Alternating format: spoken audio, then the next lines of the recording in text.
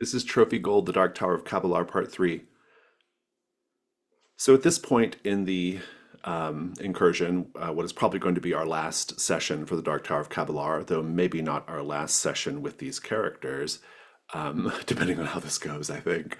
Um, we're in a spot in the dungeon where we really need to talk about Trophy Gold from a sort of strategic standpoint, because you're going to be at some point pretty quickly, I suspect, faced with a dilemma. Do you keep pressing forward in order to get more treasure, or do you just take what you've got and get out of there and stay alive? So I will tell you that that is going to be driven almost entirely by the number of hunt tokens and burdens that you have. Now, on the plus side, you all happen to have a huge amount of hunt tokens, so that will serve you very well as far as these decisions go. Burdens, you each have 4 burdens, and you've all acquired more or less enough treasure to satisfy them. I think maybe one of you is down 1 gold, but the rest of you like have plenty, especially if you split some of it up. And so there's not really any danger of like leaving the dungeon early. You can meet your burdens and be good to go and keep your characters alive for the next time. However, if you leave too early, you may not get enough treasure to add to your hoard, which is the point of all of this. So you are trying to acquire enough treasure to add to your hoard, because if you fill up your hoard track, then you satisfy your drive, and that is your character achieving their ultimate goal. I will tell you that this is incredibly hard to do, but stick with the character long enough and you can do it. And so that is sort of what's at stake. When are you going to bail from the dungeon? And how much treasure are you going to have after that's all done? Right now, you're all in okay shape as far as ruin goes. Basso is back, or Basso's still at starting ruin, actually. Inda is at a not terrible 4, considering Inda died last session and was brought back. And Vero has 3, so you're all doing pretty good on ruin. I do want to take a look at your armor. I'm curious what that is looking like right now. You have a fair amount of armor still too, so you're all in pretty good shape considering you've gotten pretty deep into the dungeon. So, press forward, get as much treasure as you can, and if you want to spend tokens to get treasure and or uh, automatically pass the set goals, you can do that as well. Now, we discovered something really critical last time. There was this mural in this chamber that was trying to ensorcel you, but you managed to get past the ensorcelment. But there was this mural that basically gave you the key to finding the Jade Crown, which is there was this figure depicted reaching for the Jade Crown, and they were wearing that bat ring, the bat ring that I believe Vero has. And we determined that the ring sort of is almost like a hot and cold thing. Like if you're moving closer to the jade crown, it vibrates, so you know which direction to go to find the crown, or that's what we believe anyway. And indeed, we're going to fast forward a little bit, and I'm going to tell you that that is what has happened. You have been following the directions of the ring to backtrack and go cut through a path in the first level of the dungeon to reach the stairs going down, a spiraling staircase going down into the second level of the dungeon, thereby completing that set goal. So the ring has not led you astray so far. You are getting closer to something. And we're going to pick up straight away with you having gotten down to the next level of the dungeon with a brand new set goal, which is to reach the third level of the dungeon. So you're in dungeon level 2, you now need to reach dungeon level 3. At the end of this staircase, you are deposited in a hallway that goes left and right. About 20 feet to the left, there is a simple wooden door. About 20 feet to the right, there is another simple wooden door. Directly in front of you is a simple wooden door. So you have three options here. Um, what do you all do? Uh, Basso can listen in at one of the doors. See, that's worked for us before.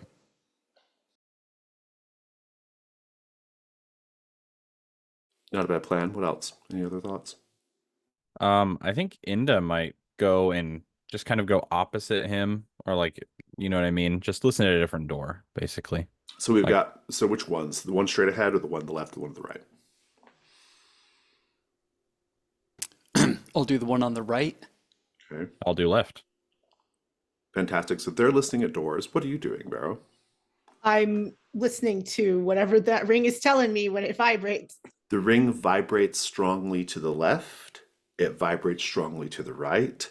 If you push it towards the front door, or if you aim it in that direction, it goes cold. How much stronger is it to the right or the left?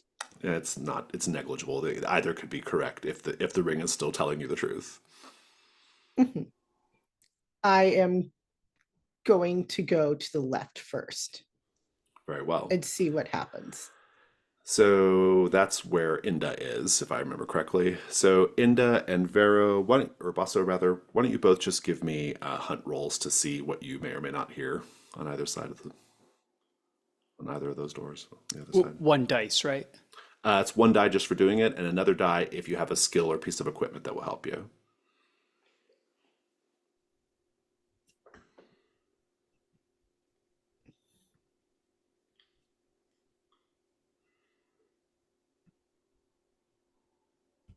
Well, Well, I wasn't calling for a roll from you, Vero, just from Inda and Oh. Basso. oh, They're listening darn. at the doors. Okay. It's okay. Lucky for I you. can I can only think of the one dice, which is I encounter something terrible. You got a 3. You encounter something terrible. Inda, did you roll? I haven't yet. Is there like a gap on the bottom of these doors?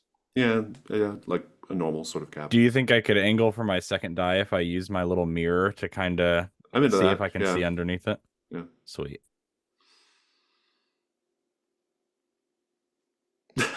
2 3s. The die roller's coming in hot today. Yes, great, All good 3s. stuff. A 1. Well, and Irving rolled a 1, which doesn't count for this. Our Hopefully you purposes got your right one now. out of the system there. Yeah, So yeah. you'll get your 3 next. Fantastic. You're all encountering something terrible. We love that. Well, why don't we start here? Basso, you will notice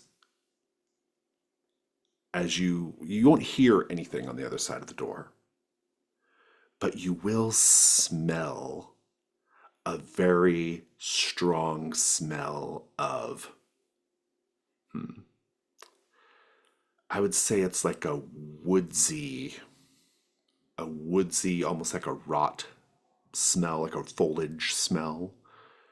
And indeed, you'll notice at the bottom of the door what appears to be fungal spores. So something like that on the other side of this door. Inda, I will tell you that as you are putting your mirror down there and holding whatever light source you all have, if somebody wants to give me a torch, that'd be great. You'll notice that the light that should be reflecting off the mirror to help see what's underneath the door is getting absorbed. There's some kind of magical darkness on the other side of this door.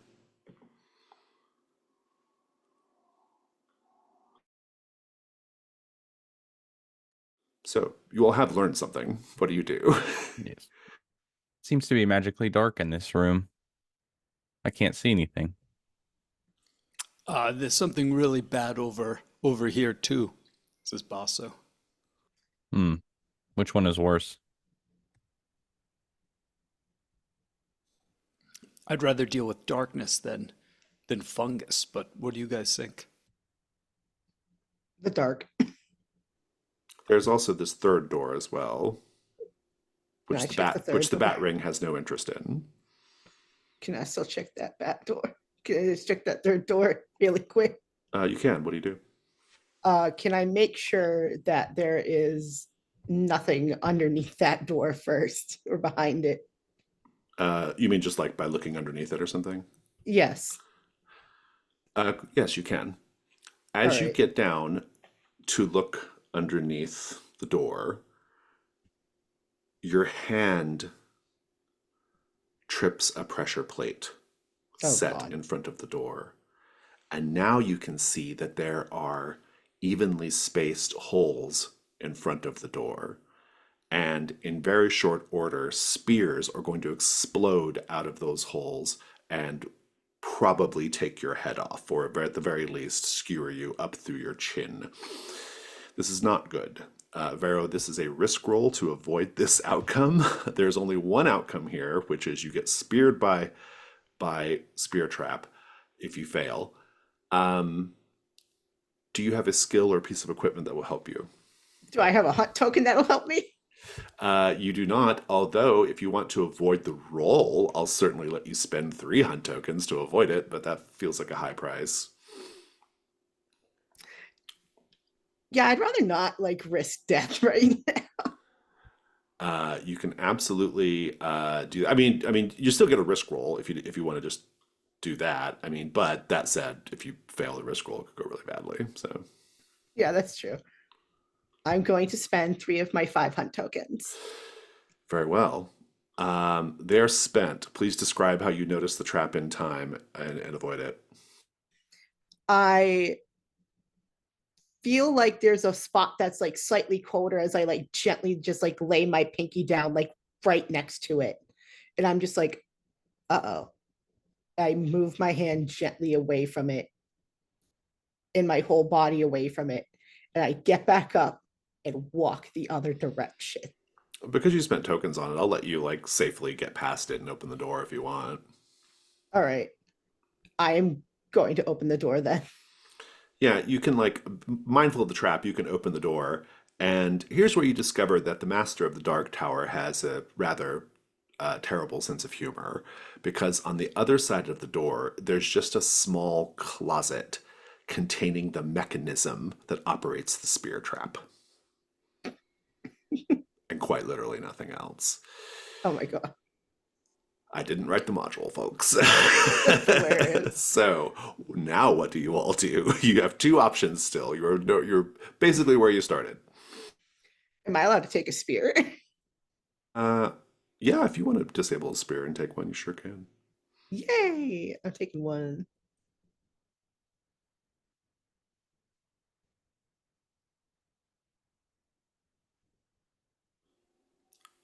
Darkness or fungus? I'd rather take the dark, to be honest. I vote dark. Dark it is. Indo, whenever after that whole debacle, Indo will just be kind of standing by their door, and when people start converging, she'll just try to open it, I suppose, slowly. It opens fine. It's not locked. And when you open it, you immediately get a sense of this magical darkness, because the light from the torch will try to penetrate the darkness, but it doesn't really get far. The darkness just sort of swallows it up. And so you can only ever see about a foot in front of you. So you'll have to move very slow or just charge right through, I suppose, but you can't see very far ahead of you. Who's going in first? Should we tie a rope to someone in case there's a hole in the ground? That We is a should. really good idea. That's really I've- good. For what I've it's got worth, 60 the mechanism is very heavy that operates a spear trap. So you could maybe Tie a rope to that. yeah, tie a rope to that. I've got 60 feet. Let's do it. Yay! That'll let's Yeah. see. 60 feet may not get you the whole way, but you can definitely it'll definitely get you part of the way. So are you just all tying off to the rope, or like are you just gonna hold the rope, I guess, like as you sort of go out? Okay. Yeah, I think Indo will reach into her tattered backpack at this point and pull out another handful of marbles like she's done so many times before Ah, and try to roll some marbles into the darkness and see if a she very hears anything. a very clever move indeed. Go ahead and make a 2 die hunt roll. 6 and a 1. Nice. Take your token. Um, that was a good move because you can hear the marbles roll about 30 feet before they start falling and clattering down something. And if you go holding tight to the rope, if you make your way through, you'll see that there is indeed a hole in the floor, a pit in the floor there. Now, regrettably, you can't see how wide the pit is because your light only goes so far. I was hoping it would be stairs going down. That would have made life a lot easier. Well, it does go down. Looks like we're trying fungus store. Yeah, I'm trying to see if I have any equipment I can use to try to feel the other side. Maybe if you have one extra marble, we could try throw it and see if we've got a couple. Yeah, I Is mean, it how if narrow is this? if I'm like throwing 10 at a time, I have 2 more uses. She'll be very happy to kind of like try to angle marbles to the sides towards, I mean, Hmm. I assume I can't see the edges of this room, but towards what would seem like the edges. Yeah, spend the marbles, and I'll just tell you that it's just a short hop over the gap. Okay. So the opening's not too wide. We could get over it if we want to. Does the rope extend that far, Jason? The rope will get you to the other side of the pit, yes. Oh, boss was happy to jump over and hold the rope on his end to let everyone else get over safely. You can do that very easily. And now you're all on the other side of the pit. You still have the rope. You've got about 20 feet of rope left. And and the hall that you're in is turning a corner and going north. Do you all continue down?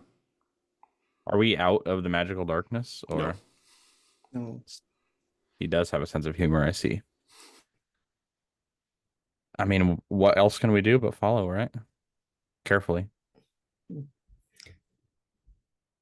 Can you roll another marble, Inda?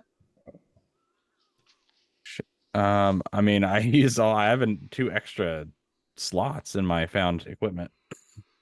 So in theory, I could get more glass marbles. I think it would be really hilarious if she just happened to have like Just tons of 100 marbles. marbles in her backpack randomly. I also think it'd be amazing if that's how easily Cabilar's tower is Like, dude, the is glass marbles. overcome with marbles. It's working so far. Do you want to roll some more marbles down the corridor? Yeah, let's do it. I'll take a second slot of marbles because it sounds funny. Make another hunt roll with 2 dice. 4. The marbles seem to go for like, I don't know, 40, 50 feet. I mean, quite a ways down. You don't hear them falling or anything. But they do hit something and they get its attention because you hear a sort of heavy, like a heavy, like kind of like snort, like, and you can hear something in the darkness clearly shifting on its haunches, heaving its weight up, and taking very heavy footsteps in your direction. Thump, thump, thump. What do you all do?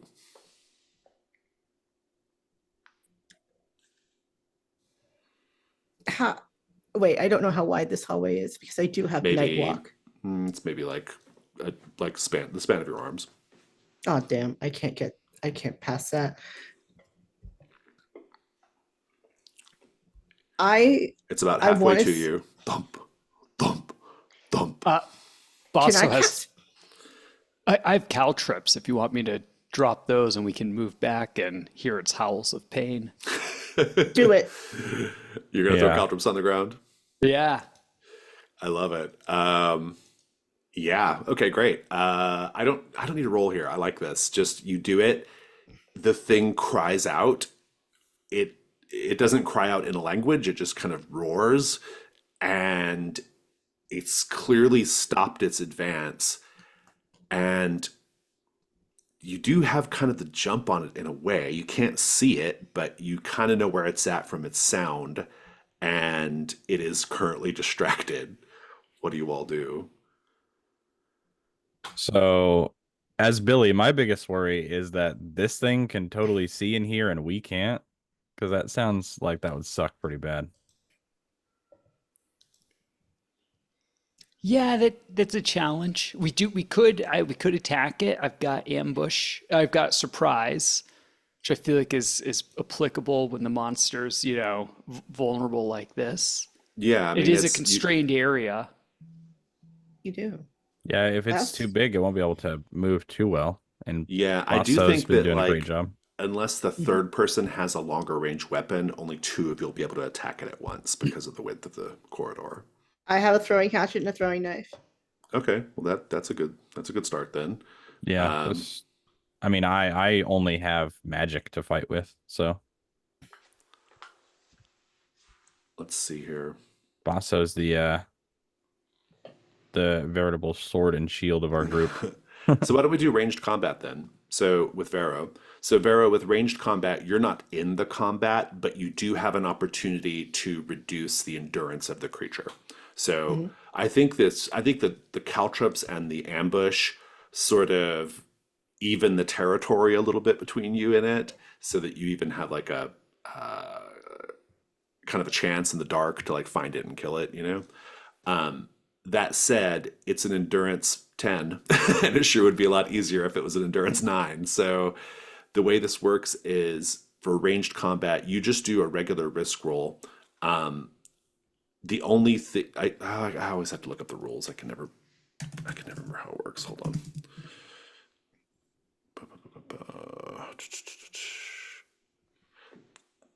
I want to make sure I'm not doing it wrong.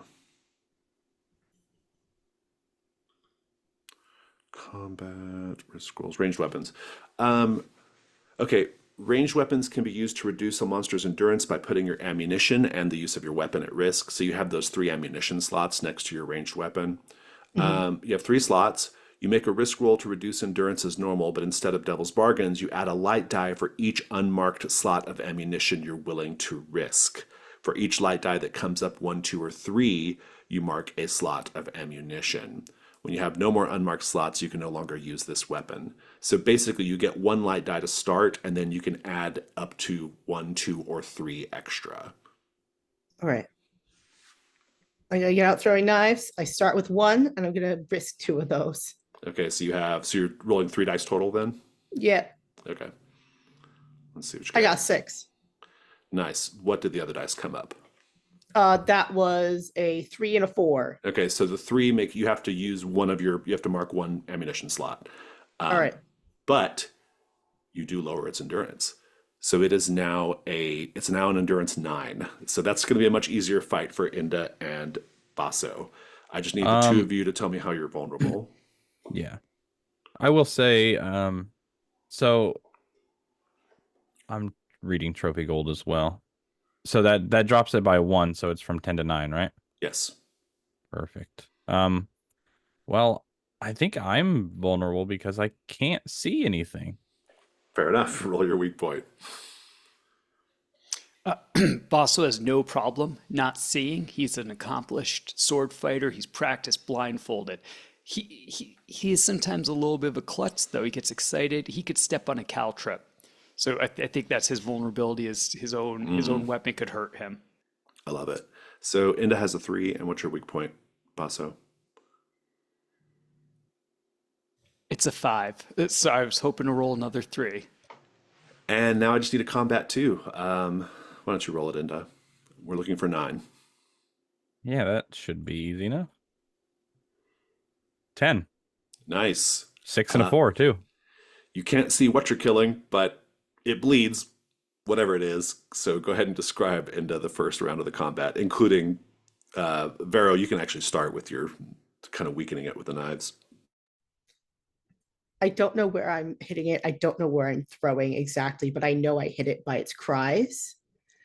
And I hear the caltrop scream, and then I just immediately throw two of them. And I hear it cry out for both of them.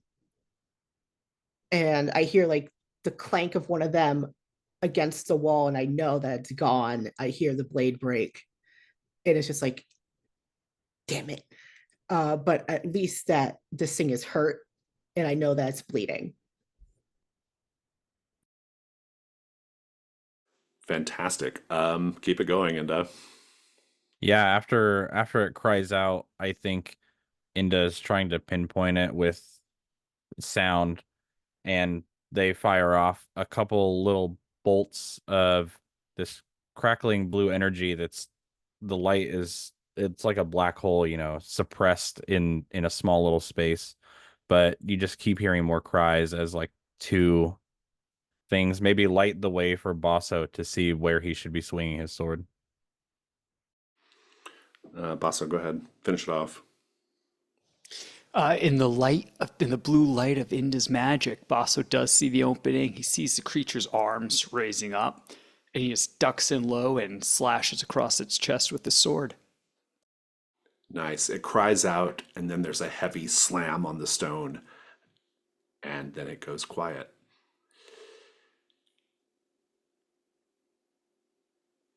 If you use what light sources you have to examine it, you see that it's some sort of, in life, it was some sort of like 7 foot tall, thick muscled troll or ogre type creature, big tusks on its face, and wearing kind of a fur loincloth.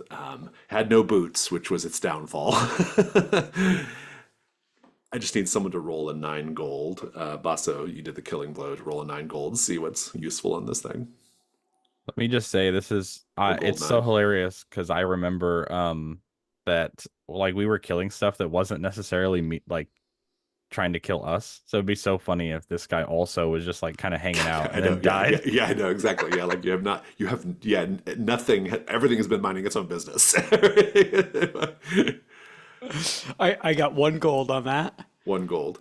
And how crunchy are the caltrips? Like in terms of the system, is this the type of game where recover them from here, or is that just a use? No. I think it's just Okay, used. Yeah. perfect. You do get 1 gold. I think what it is one of the tusks is actually capped with like a gold, like kind of ornamentation on it. So you can saw that tusk off and it's worth 1 gold. Who's keeping that? Um, I'm fine handing it out to somebody else. I was gonna see Jason if I can spend 2 of these tokens and find a couple of body parts I could take. Yeah, I'm into it. Yeah, you just want some treasure? Or you Yeah, want just something from the creature? either one works. If you want to just make it something from the Oh, I'm into creature, I'll that. spend Yeah, yeah, 2. yeah. We'll say it has like an ornate glass eye. And how many you're spending? 2? Yeah, 2. And it has a jeweled nose ring as well.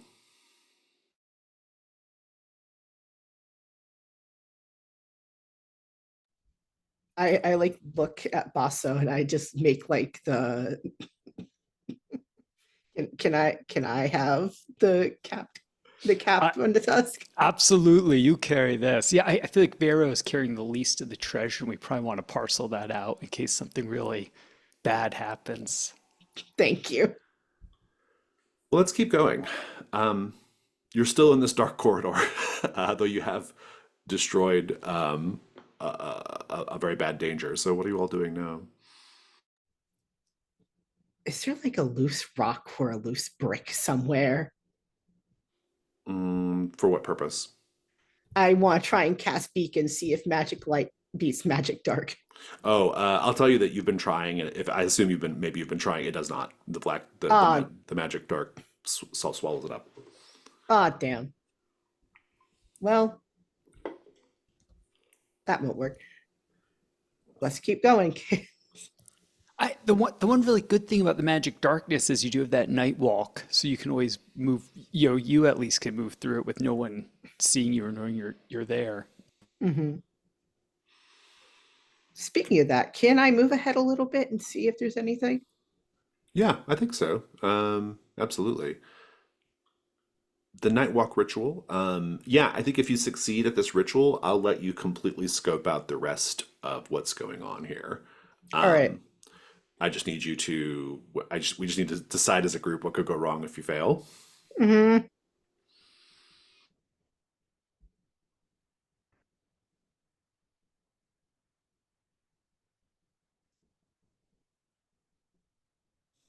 I don't think there's another monster. It would have heard all this, but maybe Vero ends up on one of the caltrips that Basso threw. I think you should probably like just trigger another trap. I think that's probably the thing that's going to happen. But I'm open to other ideas as well. Yeah, it doesn't feel very. Uh, I don't see like another creature being there. This is a Yeah, it'd tough. be weird if I they were they lived in the same hall. Yeah, they're like, Yeah. oh hey, I Hey. just hung out over here. Heard some bad stuff. Didn't want to come Yeah. see what that was about. I was thinking that I don't know that this place is so magical itself that that something that's maybe not nearby knows that there's a spell being cast that's not of this place, Oh, that's basically. pretty good. Oh yeah. That'd be a good devil's bargain too. Let's get dice on the table. Okay, Vero, do you have a skill that will help you here? I have stealth, definitely. Fantastic. That's all I need. Which And then devil's bargains. I like the devil's bargain of your magic alerts the master of the Dark Tower that you're here as a devil's bargain. But I'll take offers from the others as well.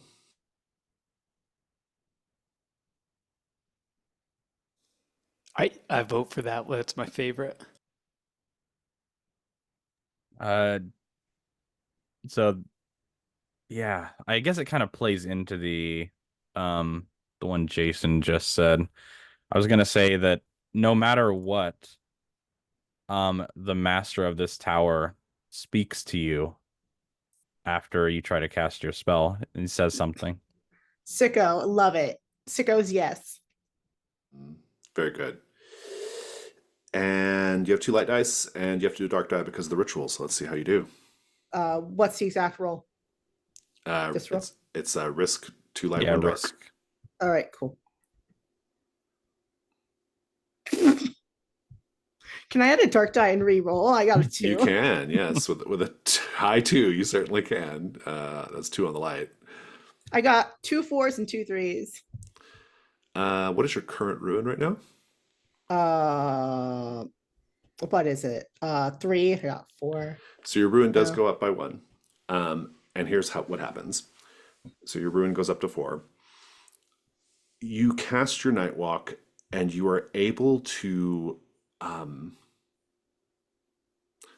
It says move untraceably through darkness. Okay, that's good. I think as part of moving untraceably through darkness, you also can move nimbly through darkness, right? And so you're able to, as long as you keep to the walls, you are able to essentially, if there are any pits, you can avoid them. If there are any traps, you can avoid them. If there are any monsters, you can slip past them, right? You don't encounter any monsters. You don't encounter any pits in the floor. You do, however, encounter a trap. Fortunately, you manage to get past the trap enough so that you're just slightly nicked by it and not completely killed by it. But essentially, what it was you hit a pressure plate and a swinging blade popped out, swinging from the side wall horizontally at below your knee. So it would have taken your legs off at the knee. Fortunately, you managed to dip just past it, and it just it still wasn't great. It slashed the back of your leg, which means you have a damaged calf, which is going to make it very difficult for you to run if you need to run. So add that as a condition, and your ruin goes up, of course. But you manage to circumnavigate the entire corridor, which does turn a couple of more times and goes a little way to a door. Once you reach that door, you can tell the rest of the group that it's safe to pass through. and you need to get a bandage on your leg. Yeah, very quickly. um, you are going to be hobbled a little bit, and so if you need to run, you simply are not going to be able to. You can get around slowly, kind of hopping and walking, but running is out of the question. Mhm. But let's just have the scene with everybody kind of getting to this door, in the dark. Vero, you are injured. Let's just pick up there. Hey, I found the door, and I also found out that I need help.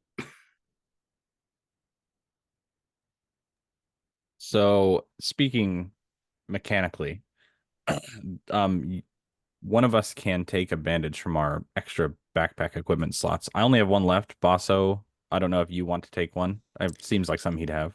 Yeah. That's I think so. I can just add something there. Is that correct? Yeah, it's kind of like, reaching into your pack and pulling something out. You It's for the mechanical purposes, just in case you need some extra stuff. You Hmm. can say that you have it, more or less. Great. Yeah. Poppins. Okay. Basso will definitely do that. And Shake I his think thumbs up. while Basso's helping Vero, Inda will kind of be doing the OSR listening technique at the door. Make a hunt roll. Yeah, that's so I'm in darkness now. How about I spend more glass marbles and roll some marbles under this door? Will that give me a second die? Sure. Sweet. Two hunt. That is a 4. You roll them underneath, and they immediately start clattering as if against metal. They clatter and they fall.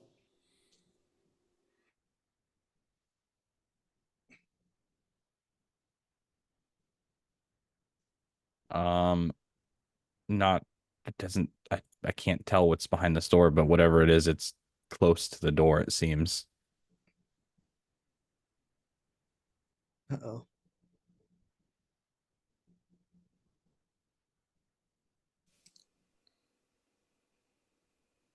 Do you want to open it and not walk through it? She will, yeah.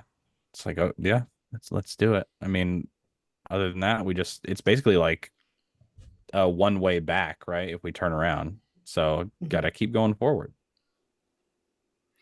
I have a good feeling about this way. Basso says, they put in some traps. We got around them. They put in the darkness. That doesn't bother us. The troll, dead. This way is going. I'm happy to. I'll burst in there if you want to and see what's on the other side. Yeah, how's that ring doing? Is it still kind of doing It's its thing? buzzing. It's still buzzing. Yeah. Hmm. Yeah. Yeah, Inda will definitely warn you that like right on the other side of this door. And she means like my marbles bumped into something very close. I can't tell you exactly what it is because it turns out I can't see that well. So, and if Basso wants to kind of square up at the door, she'll push or pull, whatever.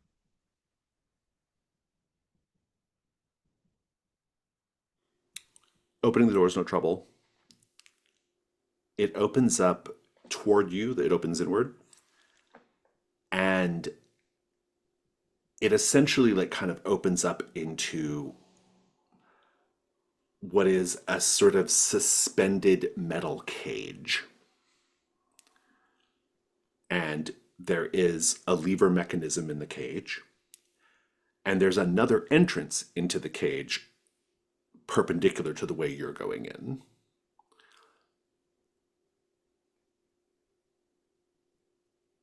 The mechanism almost certainly operates a pulley that will lower the cage down.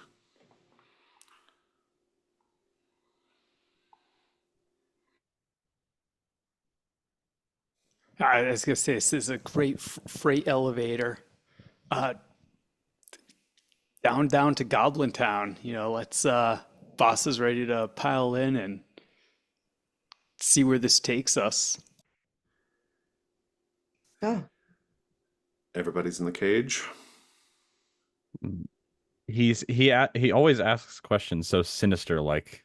But yeah, I do believe everybody's in the cage. Are you going to pull the lever?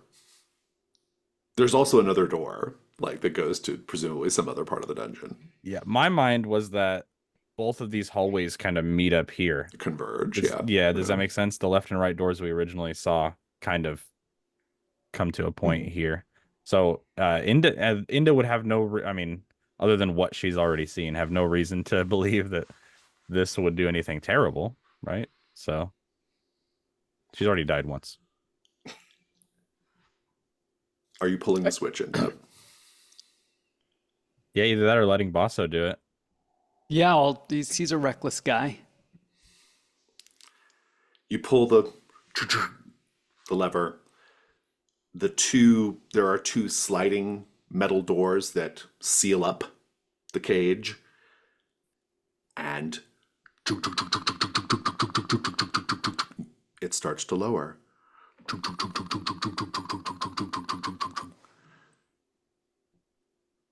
You have a new set goal.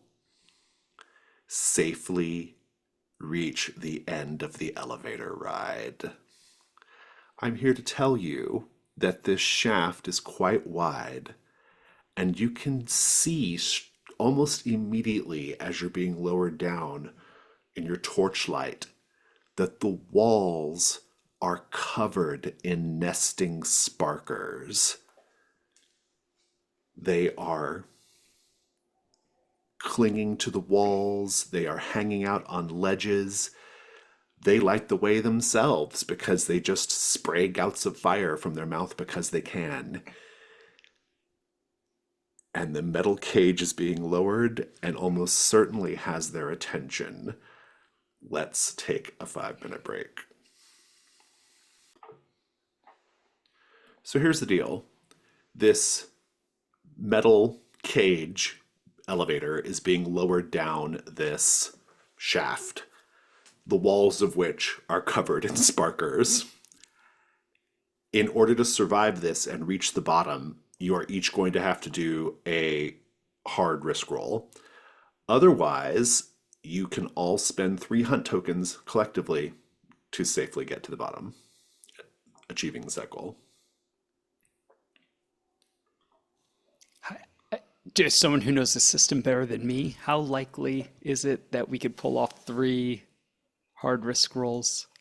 That's kind of the beauty of it is the GM can like go super hard on it since it's all fictional, like narrative positioning stuff. What It can make can it be- hard also is that I can limit who can make devil's bargains and just do Yeah. my devil's bargains.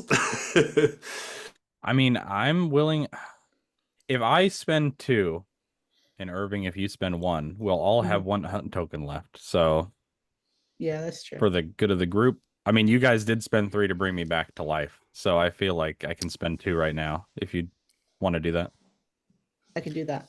Yeah, should we think about other, like, I've got a crossbow, should we try to pick off sparkers, or is that we're There's too past many. that There's too point? many of them. Okay, Yeah. perfect. Yeah, There's I'm way down too for many. And there's no getting treasure because you can't get out of the cage. So I'm down for spending the tokens. That makes sense. instead, I I just spent want 2. yeah. If you spend the tokens, so what does that put everybody's token count down to now? 1. Yep, Everybody's got 1. 1. Everybody has 1. So basically, the way this is going to work is the sparkers will basically latch onto the cage from the outside and breathe fire into it in attempt to destroy you. I just need you each to describe the slow descent and how you are keeping yourself safe, batting the sparkers away, etc. Just describe it. Everybody take a little bit of narration. I have that spear from before where I took it.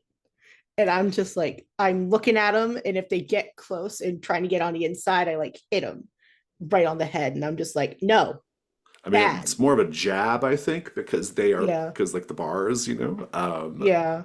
But yeah, what about you, Inda? How are you staying safe here? Yeah, I think it's just as they're jumping on, or maybe Being even particularly vulnerable to fire, I should point out. yes, I'm vulnerable to fire, and we're in a metal cage, so I can only assume how bad it is for everybody here. But she's kind of expertly firing these uh blue lightning bolts out of her one good hand. Just basically trying to knock as many of them, not even trying to kill them, just trying to knock them away. So it's more rapid fire than you've seen her do before. Basso? The very first one that lands, Basso's prepared, fires a crossbow bolt point blank into it, and it just goes down.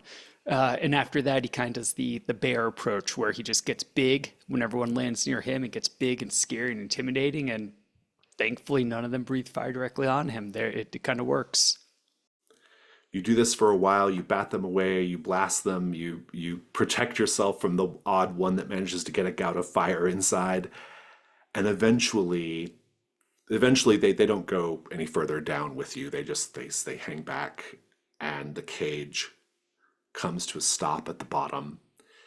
The metal door opens up into a like a doorway. Essentially, it perfectly fits a doorway into a chamber.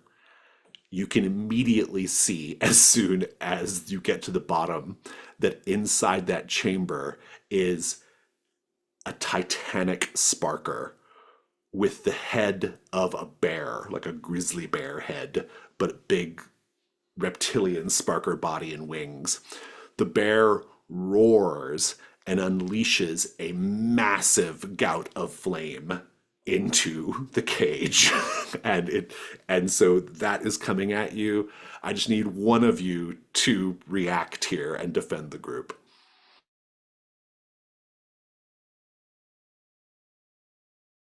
Is the Sparker skin uh, immune to fire? Yeah, I think so. I Or think enough, at least. Yeah. Basso's got that kind of worn on him like a sling. I think he just, jumps in front of this, and luckily It absorbs enough of it. Yeah. You have a new set goal. Safely reach the lair of the Dark Tower's master. And between you and it is this large bear-headed sparker in a very, very large chamber. What do you all do?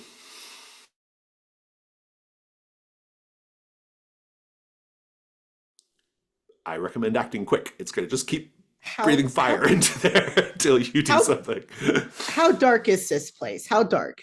It's actually quite lit now. There's like torches and stuff, and then there's all the sparker ambient light from the sparkers up above.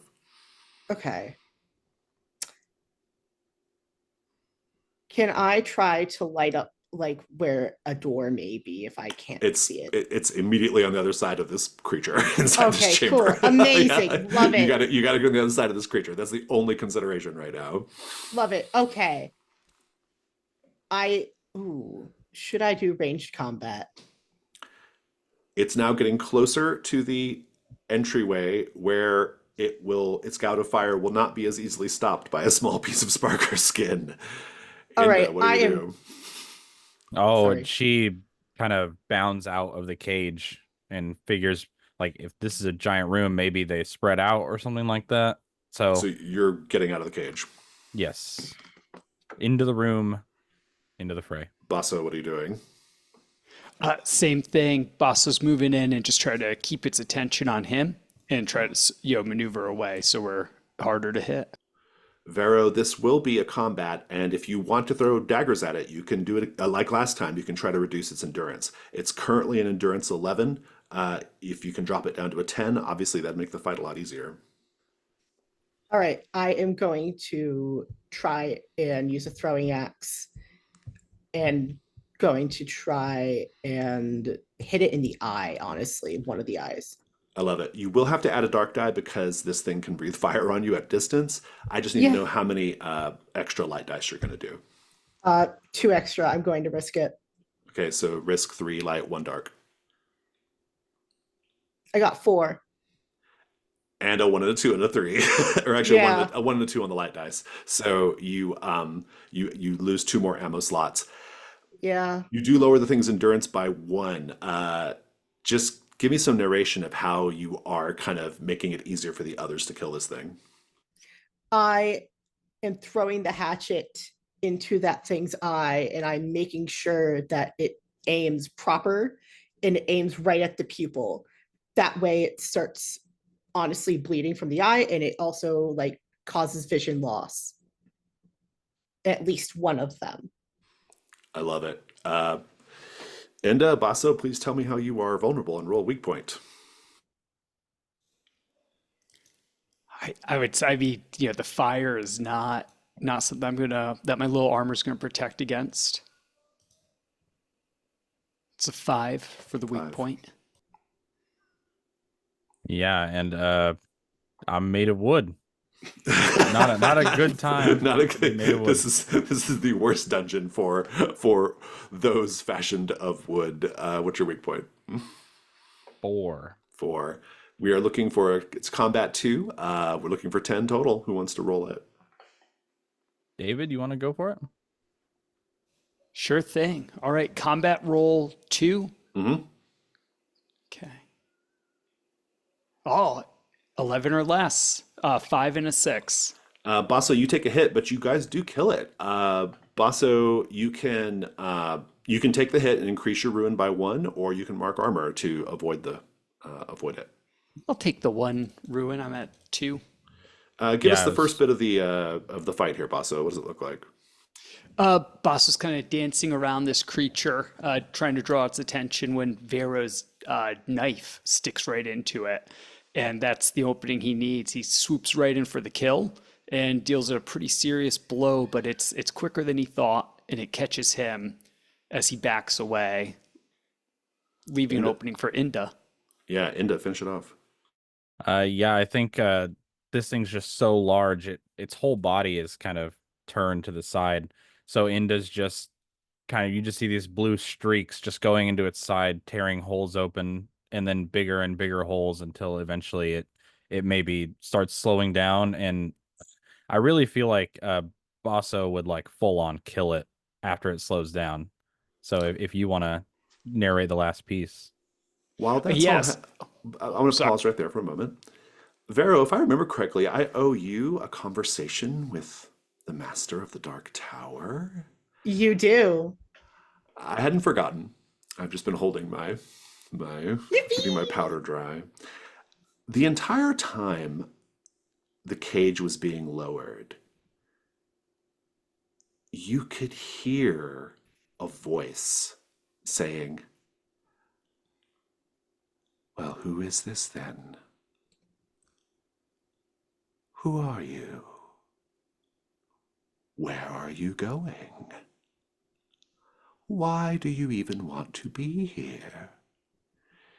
This is incredibly irrational behavior." What do you do, Vero? I know you're all very busy in the cage, so you don't really have a lot of time to ponder this, but you can hear it. I'm just thinking back, like, what in the world is this? And now, as your fellows are taking out this monstrosity, this abomination in this chamber, it continues talking.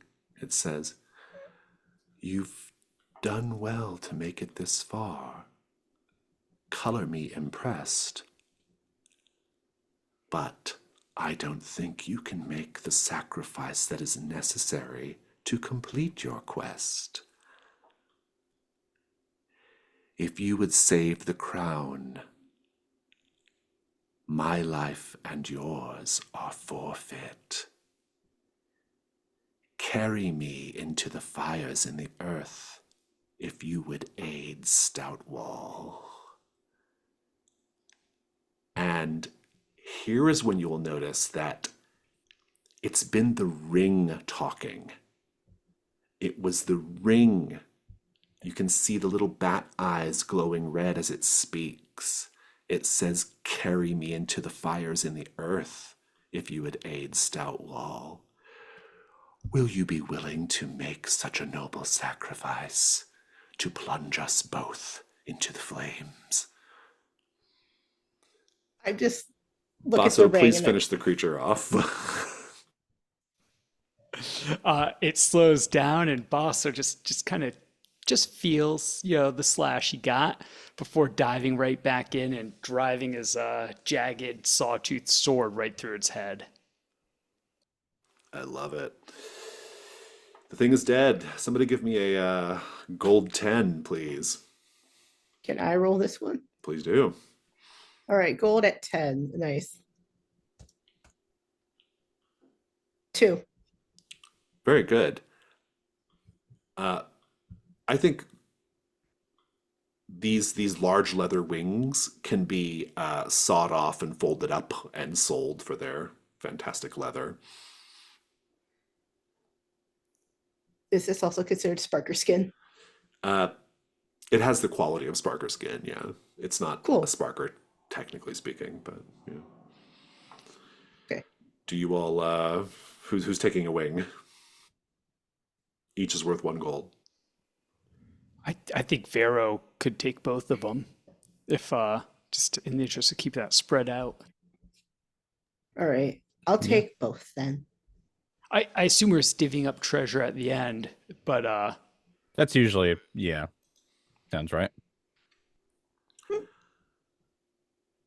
You're sawing off this thing's wings, its leather will sell for a fine price back home. You do see a very ornate ebony door on the other side of this large chamber. The door is carved with images of bats, with images of the tower itself, things like that. What do you all do? First, I'm going to like muffle that ring and go like, "Hey, this thing's talking to me." Yeah, I think Inda is very curious about it if you say that it's talking. It's like gets a little close to it, and if she can't hear it, she'll be like, "Oh, you must be special then, I guess." but Bosso's just making a sign like against the evil eye type sign, and I don't really think magic is a great idea, Vero. Not listening to this thing. What is it? Is it just telling you to do evil things? What is it telling you to do? It's telling me to like burn us in like some fire if we serve Stoutwall, and I'm like, what? Yeah, when you say burn us, her body language is like, "Hey, you got to be fucking kidding me." Burn us.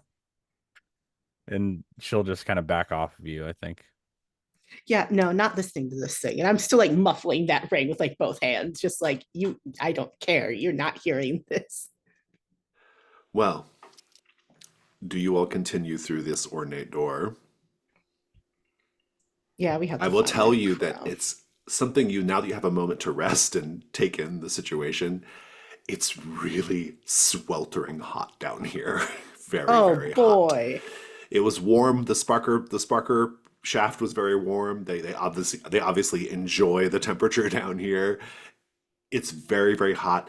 The stone beneath your feet is quite hot. Not scalding, but uncomfortable, I would say. Question. Um, I want to be sure about something. Yes. I want to be sure. Okay, so I still have like Grandma Ash's. Mm, I still have that blasphemous book, and I still have my shovel. right. I still have some iron spikes. Still have a crowbar. I'm not sure about how many torches we have left. I'm just going to assume you've used one for each level of the dungeon. So Okay. I still have one more use on a throwing hatch, and I still have a set of throwing knives. I still have 2 actually. yeah.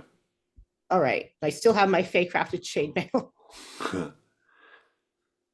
So what was your question? I wanted to make sure that like I'm still able to use the book in any sort of way. Oh yeah. I mean, it's well, actually, well, yeah. You can. We have used it to bring Inda back, right? But Mhm. but I'm sure it has other uses as well. Yeah.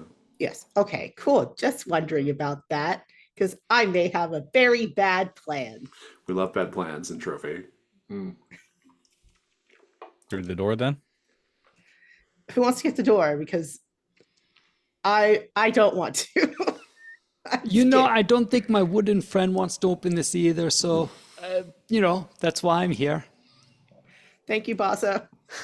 Yeah, she'll nod back at you. What do you do, Basso? Boss is gonna, sword at the ready, open the door, prepared for a surprise. It does indeed open, and it opens up into another large chamber, this one with a very high, vaulted, almost cathedral-like ceiling. There are murals painted on the ceiling, very similar to the murals in that one space, showing this one figure in triumph, right? And if the figure is meant to be Cabilar, it's unclear. It's someone. And also in the room, I will tell you that there are, lining the walls, there are coffins propped up against the walls. And at the very far end of this long cathedral-like space is a sort of raised area where there's a single glass coffin up against the wall. You get inside the room, and before you have a chance to really do much more than just take in the scene, all of the coffins to your left and right spring open, and skeletons begin pouring out of them, or there's one skeleton per coffin. And so there are animated skeletons, each armed with blades and hatchets and other weapons that are quickly descending on you. You can hear the clatter of bones on the stone. It's almost like the sound of as they rush you, it sounds like the sound a rain stick makes, right? Like a clattering as they kind of like come at you. Second problem. Starting from the end where the glass coffin is, the stones beneath your feet begin to crumble and fall away one by one. They are falling down into a pit of lava directly beneath your feet. Problem 3. The inhabitant of the glass coffin is not a skeleton. You can't see who it is very well, but the glass coffin opens and this person is very much aware of your presence. We have a special rule here, this is how this goes. The skeletons, you have to fight them. They are collectively an endurance 10.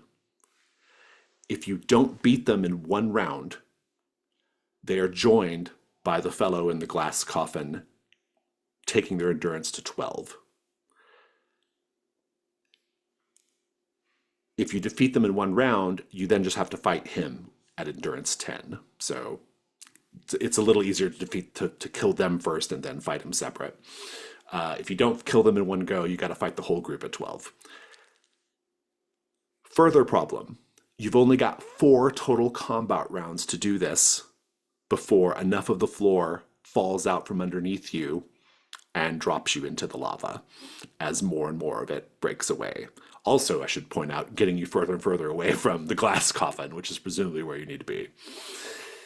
You can at any time before that 4th round of combat, you can run away back into the other chamber and abandon this. But if you can defeat them inside of 4 combat rounds, you'll have time to try to figure out how to get to the other side. So, with all that said, what is your plan for defeating these skeletons?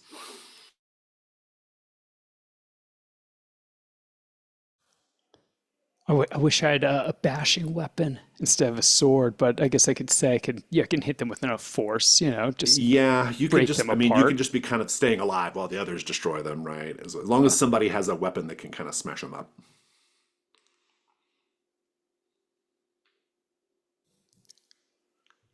I have a shovel. A shovel I can bonk. I'll take it. I'll take it. I like it. Using shovel as a melee weapon. I think that works. Endo, I what also do have you a you- crowbar. do? Yeah, exactly. You're a Um, grave digger too, which seems very appropriate. Yep, and I'm also skilled in death. Yeah, I think that, I mean, her magic bolt that she tends to fire out in combat is probably enough to, Shatter them. Yeah. yeah, shatter him. Well, shall we just get straight to it then? Hmm. This is. Please tell me how you are vulnerable and roll weak point.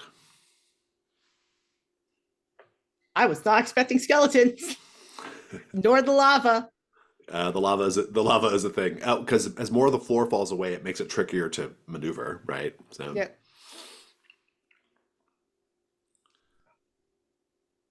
God, the weak point. We all do the weak point in a roll, right, Jason? Yeah, you all do your own weak Okay. point. Yeah. 6. Weak point of 6 for Vasa. who had 6? Vasa, me. Oh, Basso has 6. You have no. Basso has 3. You have 6. Hmm. Vero. Oh, wait. Vero. Sorry, I keep getting names confused. Yeah, Vero's 6. Basso's 3. And Inda, what's your weak point? How are you vulnerable? My weak point is 5, and I'm vulnerable because there is a lot of these things, I'm assuming. There's probably at least a dozen, maybe more. But Basso's vulnerable because his weapon is not the best one to fight a skeleton. Yeah, I think that's right. Mhm. This is going to be a combat 3.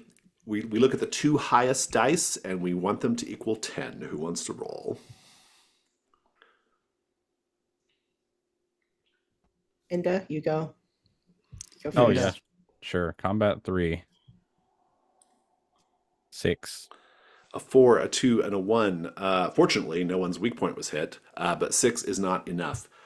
Please just give me the combat of you defending yourselves against the skeletons, but not defeating them.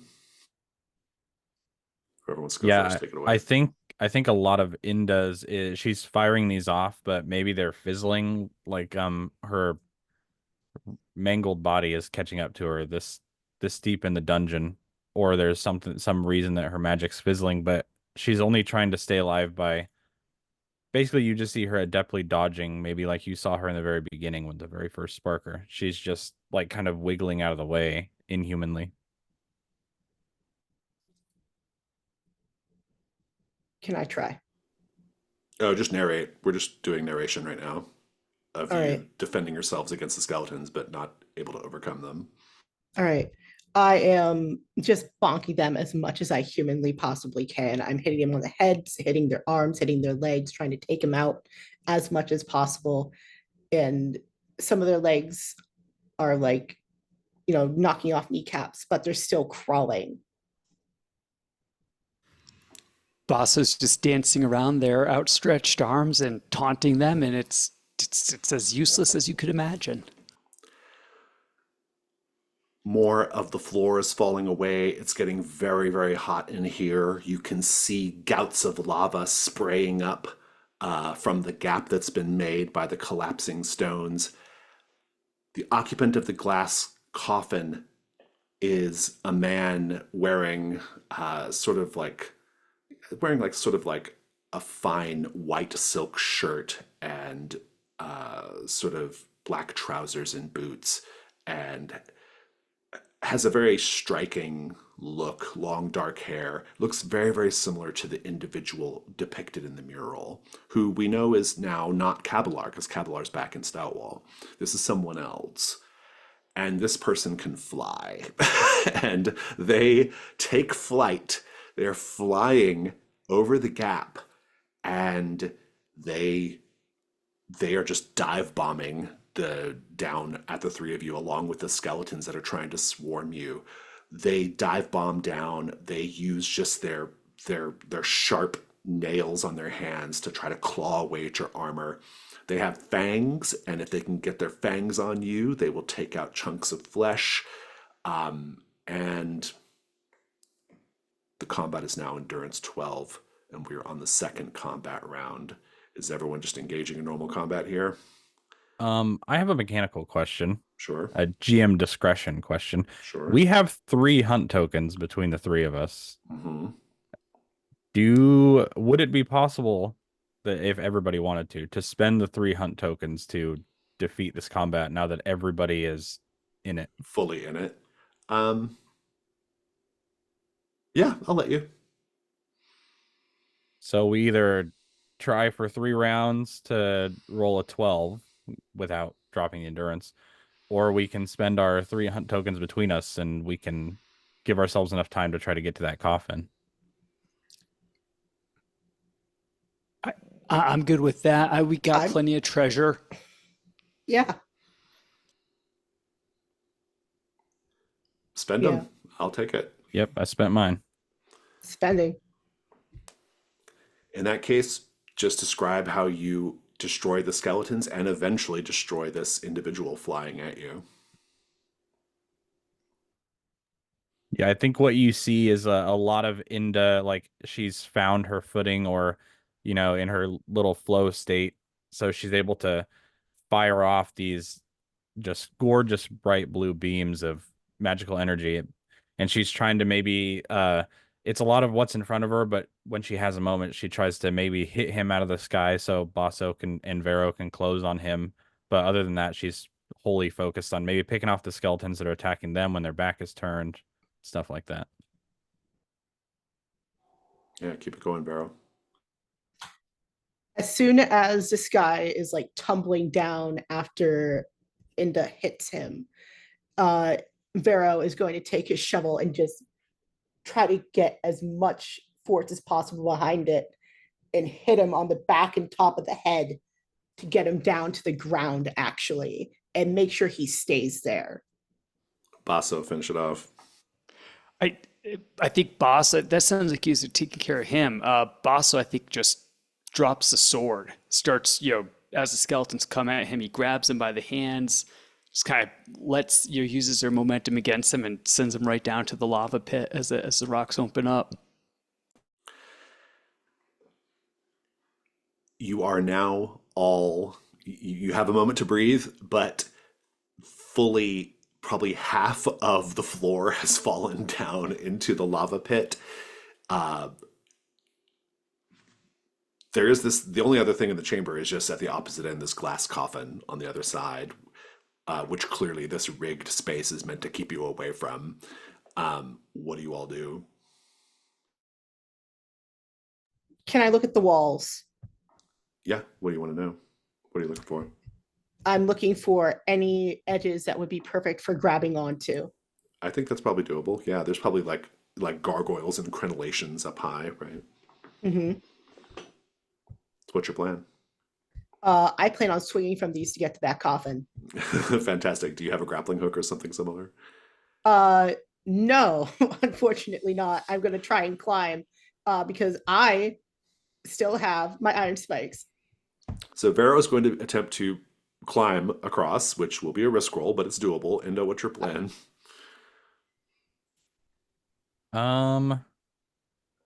Yeah, I think that, let me see here. Checking my little list. Would you look at that? She has a grappling hook in her backpack, after all. So maybe she can hand it off to Basso for his. Did we ever get the rope back? I mean, I guess you could always have more rope, right? Yeah, I was gonna say Bosso's got space for more rope. Yeah, you So- could more rope, yeah. As soon as Vero starts climbing the walls, Inda looks up and pulls just the head of a grappling hook that she has out of her bag, taking it over to Basso, telling him to attach it to some rope, and let's try to copy what Vero's doing. I love it. Vero, you're going to do a risk roll to get across, and Inda and Basso, you'll do one risk roll with help if needed for both of you to get across. Vero, I love this.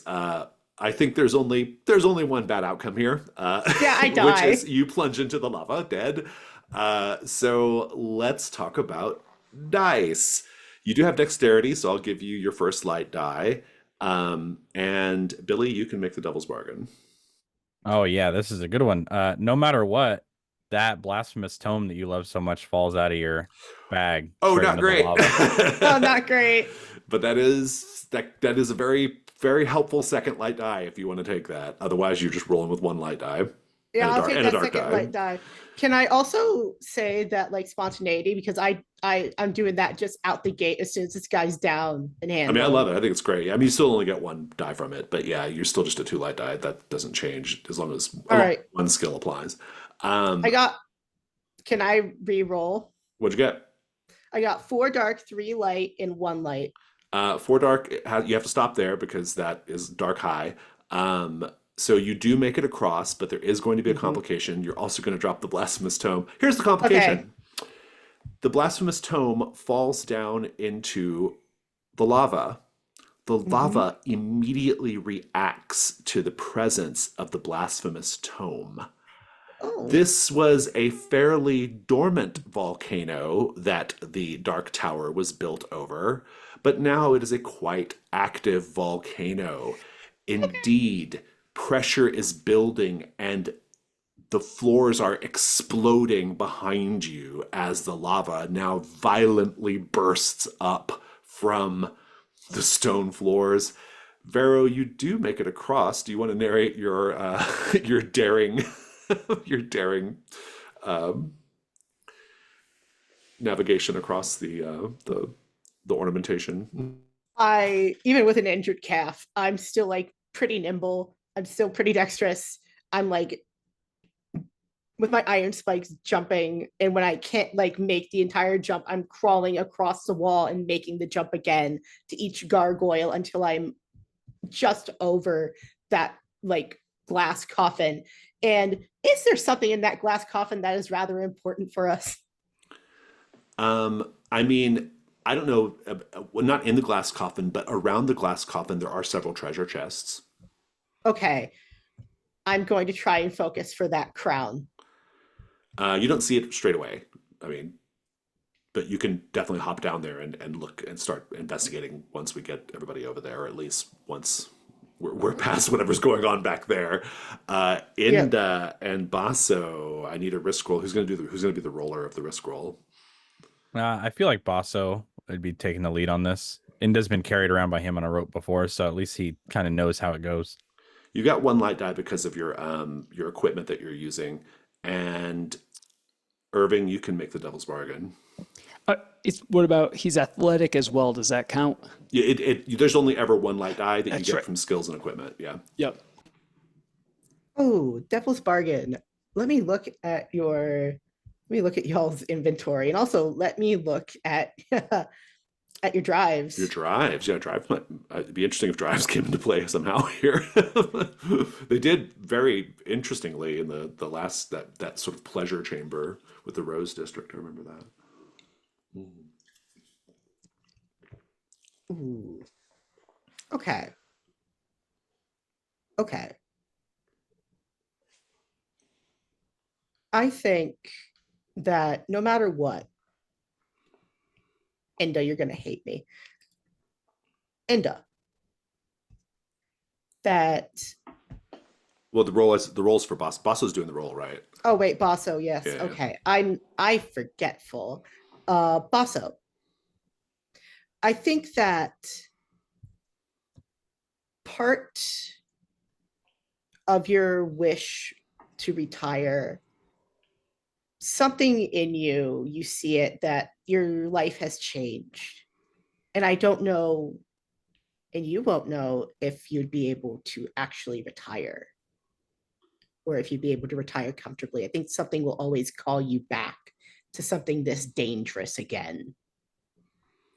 Let's sharpen it up a little bit to be more immediate and say, um, there's something here, or maybe frame it as like a permanent condition, like a Yes, permanent exactly. condition of like uh, a permanent condition of like um, Danger seeking. greed or danger seeking, thrill seeking. Yeah, yeah, yeah, Yes, like thrill seeker. yeah. I'll take that. Yeah. If whatever happens, Bosso's always going to kind of want to push the boundaries and look for Well, the next challenge.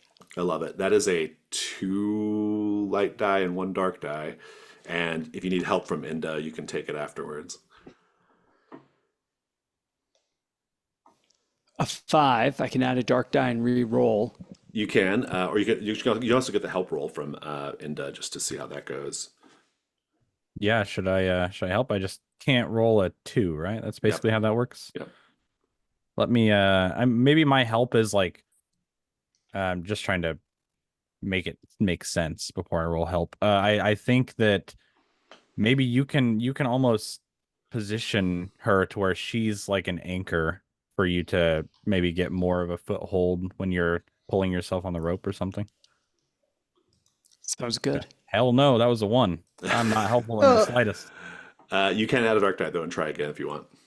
Well, I mean, you still succeed. It's just the complication is going to be. I think the complication is going to be you both get across, but you lose the grappling hook and rope, so there's no easy way back. If you don't want to deal with that, add a dark die. I think about a dark die. mm, Oh, you're gonna go for it? What do you think? Should I stay? I mean, yeah, maybe there's another way out of here. What do you think I we're? mean, you could play into that condition you're just talking about. We'll figure it out later. It'll be fine. That's true. Yeah, yeah, you're right. Yeah, absolutely. Yeah, that's boss is not concerned about that. We'll just let it go.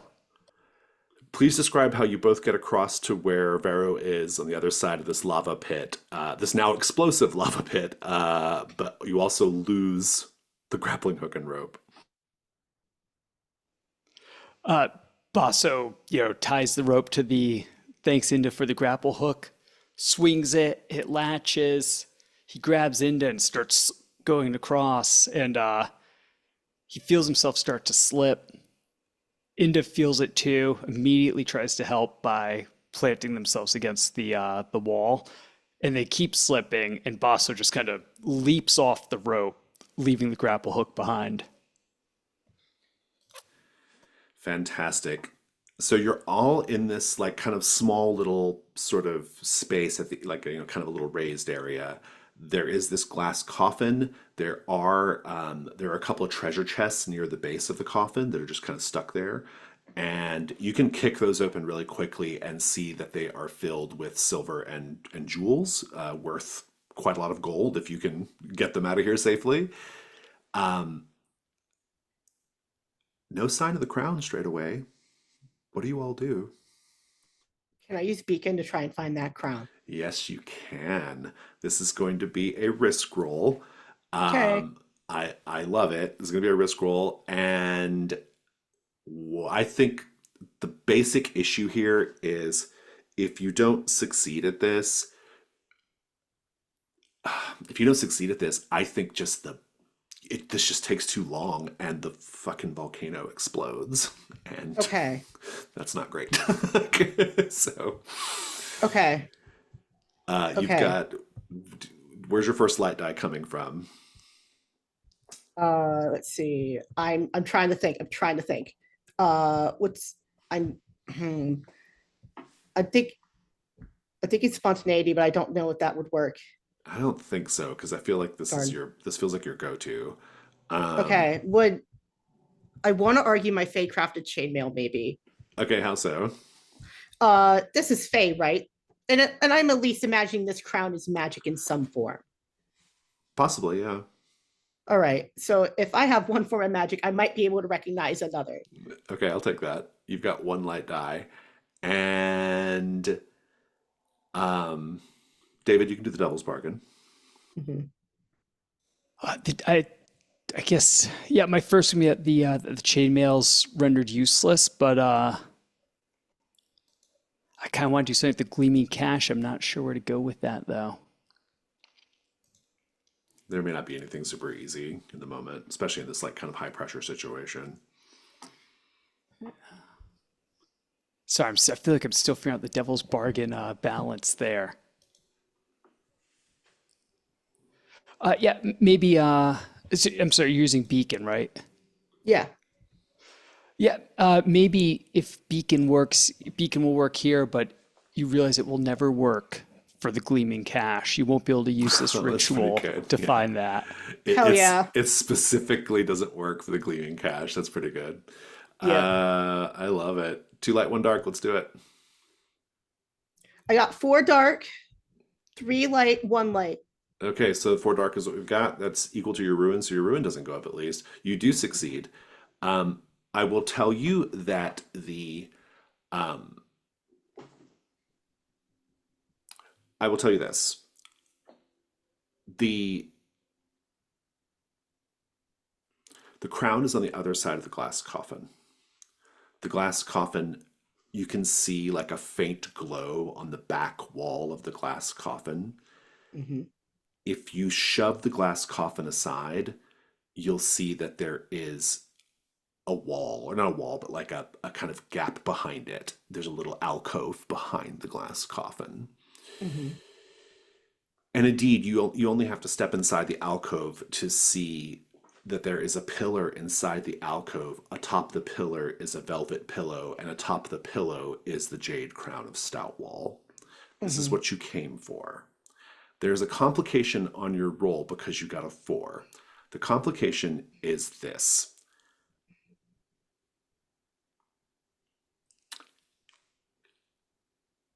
The complication is that the volcano is going to explode behind you, making it impossible to escape that way, the way you Hmm. came. You're going to have to find another way out somehow. Okay.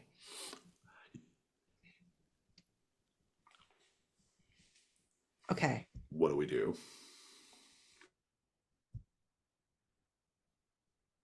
I'm going to get us into that alcove, and we're all going to get us out of here. You can toss the thing aside. Are you all grabbing the treasure chests as well? I'll grab one. Yeah. Grab Yeah, the treasure I figured. chests. You've got the crown is there sitting on the pillar. What do we do? Yoink. Do we have our bag of sand to replace the crown with? I do think- have grandma ashes. I have Just grandma's put ashes. grandma's replace it with indie style. I think we just grab it. So is it this like an enclosed space, or does it like open up? No, it's just a little like nook in the wall. Yeah, a little Oh. niche. Neat. This is great. This is a good spot. I am going to open this place up a little bit with a crowbar as much as I can to get through. I mean, getting aside the moving the glass coffin is no trouble once you know to move it. You can go inside the little alcove, you can grab the crown, and behind you, you just see this like cathedral structure just crumbling and exploding and falling apart as the lava, as the volcano becomes more and more active, as it explodes more and more. Mhm. You can hear the sparkers shrieking as the lava explodes up their shaft. They are fireproof, but they're not lava proof. Yeah. And the three of you are just in that little tiny alcove with the jade crown and no apparent way back. You're currently protected in the alcove. The volcano has not destroyed that part of the structure yet. I need a plan here. How are you all going to get out of this? So as learning how this place is laid out, and there's just so much weirdness going on here, she's instantly going to start maybe looking around like the base of whatever plinth this thing was sitting on for some kind of like symbols or etchings that maybe, you pressure plate that would move the wall or something like that. I like just looking around. That's a great plan. I'm not even going to give you a roll though, because there's nothing there, and there's no other dangers except for the volcano exploding outside your door. Can I put on that crown? I guess so. Nothing happens, but you can. Is the ring saying anything to you? Is it talking? The ring is no longer buzzing or talking. Ah, But Basso's feeling on this is you don't really design a one-way door. There's got to be some way out of here. I Well, guess the blasphemous tome is what's making the volcano explode, though. it's true. That's a good point. That's a good point. And the vampire creature can fly. So, yeah. I was going to lead it with I would say he would search more, but Indo already did that. Is there any way? Do I see anything we can grab onto above us? Is there anything over here that we can use, kind of like the other one? to maybe like ride the the volcano out or something, like ride the Or just explosion out. just climb out to somewhere. Is there anything above us? I like the idea of the little structure you're in is intact enough to where the volcano explodes and you can just ride it to the surface. I think that would be interesting. Yes, um, please. I think that would be really interesting. That would be incredibly fucking dangerous, but you can definitely do it. I'll give you a roll on it. It was your idea, Basso, so if you want to do the roll. I'm wondering if there's anything I could grab for gear that would help with that too. I just go through the equipment list if anyone else has an idea. I will lend you my shovel to hang on to. I'm feeling like it's going to be you're going to need something that's going to make it to where I don't know, like I mean, you're basically Titanicing your way up to the surface here, right? So you don't have a lot of space. It's just like a little slab of stone, basically. You got to keep everything intact. You've got a weird ember baby, and you're with you as well. There's just a lot going on in this situation. um, yeah. The treasure chest. What about him? Can we use at least one of them to try and Titanic this way up? Oh, like ride it up to Yeah. the top? Oh, I kind of like that. I kind of like that as an yeah, that's an interesting idea. Like to give yourselves more space, I guess. I think that's pretty good. Um, this is just wildly dangerous.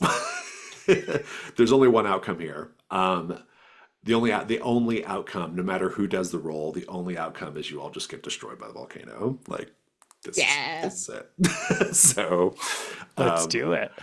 Let's Basso, do this. we're gonna say it's your plan. If I you need think help, I think using your various pieces of larger treasure and treasure chests to like help to give you surfaces to stand on. You're gonna try to ride the lava up and out of wherever it's exploding into, hopefully the surface.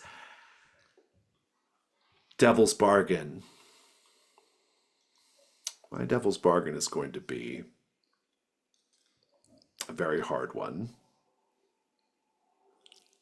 You all lose a piece of found treasure of my choice. That is a tough one. I'm just doing a little math on that real quick. Otherwise, it's one light die and one dark die with help from the others. So, did we get what was in the treasure chests, or would that just It's just cash, basically. cash? Yeah, Okay. yeah. It's the equivalent of 6 gold. So Okay. So, should we just like each add 2 gold to our little gold tracker? you can, yeah, that's fine.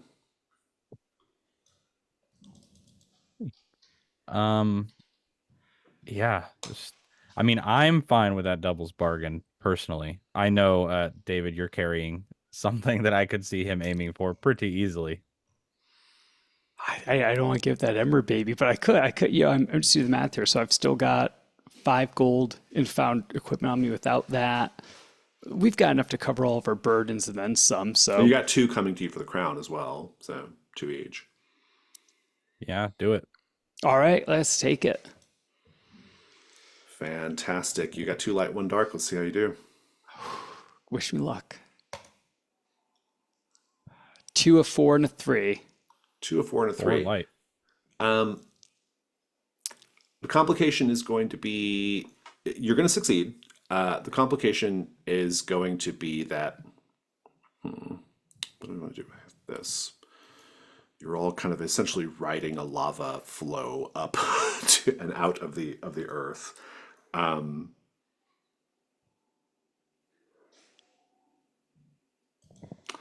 The complication is going to be that I'm going to go real fucked here. The complication is going to be you survive, you got all this treasure, you drop the crown. I also had another suggestion. You can take help dice from the group. All right. Can I help? You can Can I all help? you can all do help die, yeah. All right, cool. Yeah, if your roll is the same as the dark die, your ruin will go up, I think is how it works. Yep. Okay. So just be aware of that. That's pretty much it. All right, help. Okay. Looking for a 6. For 6. Okay. Got a 1. That doesn't help. Do you want to go ahead and get one on the table? And Yeah, I do. A 2. Isn't that so, great? Basso, you can roll add a dark die and roll again. Go for a 6. Please. I feel like, I mean, well, I could take one more rune, or we could keep the crown. I think it's worth it, right? Go for it. 3, 4, 3, and 1. You can keep going because light is high. Yeah, as long as your dark isn't the high die, you can keep adding dice. You can keep adding. Yeah. Let's do it. Okay. 2 and 3. That time. You got a 6 6 dark does it though. 6 dark. Hey, you yeah, got that does plenty it. of ruin to Oh, spare. Yeah, perfect. you got Okay. ruin to spare. Yeah, your ruin goes up by 1. Let's just have the scene. You're all kind of just riding whatever you can get on top of, up and out of a volcanic crater on the surface. Everybody just give me a little bit of your scene, and I'm going to tell you what you drop in the flames on the way up. So the initial thought is that maybe this chunk that we're in kind of breaks and falls back a little bit, so we're kind of at the bottom of almost a shaft, and this stuff starts pushing us up. Maybe it turns back over. We do the whole adventurer hanging off the edge over the lava stuff. That was how I was picturing it. So I don't know if anybody else has any cool little views they got in their head. I'm imagining that like the crown that Vero has like starts shaking and like starts to tip and tip and tip, and he goes for it and tipped it the other way, and it bounces towards Inda. Inda goes for it with like her mangled hand, like not even thinking, tips it again, and Basso manages to catch it. I love it. Inda, in the struggle, you drop your blue heart gem, and Vero, you drop your skeleton key. Basso, I'm sad to report you're going to be dropping the papoose with the ember child in it. Poor baby. Describe your escape, please, Basso. Basso is everything seems good. He's muttering about this book, his God's damned magic book. I knew this was a bad idea, carrying this magic stuff around with us. And as he's doing that, the crown drama is unfolding, and he lunges in to get it. And as he does, he leans forward just too far, and the papoose goes right off of him into the lava. We wonder if the child will be okay, though. It seems like it's their natural environment, their natural habitat. It does seem like they're home. It seems like they'll be okay. Yeah, who knows? You were all spilled out of a crater deep in the mountain range. You're all a little singed. You're all battered up, but you are alive. And that concludes the Dark Tower of Cabilar. You will eventually get back to Stoutwall, get your payment for the crown, and in the relatively far future, not relative, the medium future, this deposed prince will use the crown as a symbol of his rightful place on the throne of Stoutwall, and will be able to marshal his forces to retake it. That's none of your concern. You're all fine and you're safe, relatively, and you got paid. We're going to do Hearthfire, which is our upkeep thing.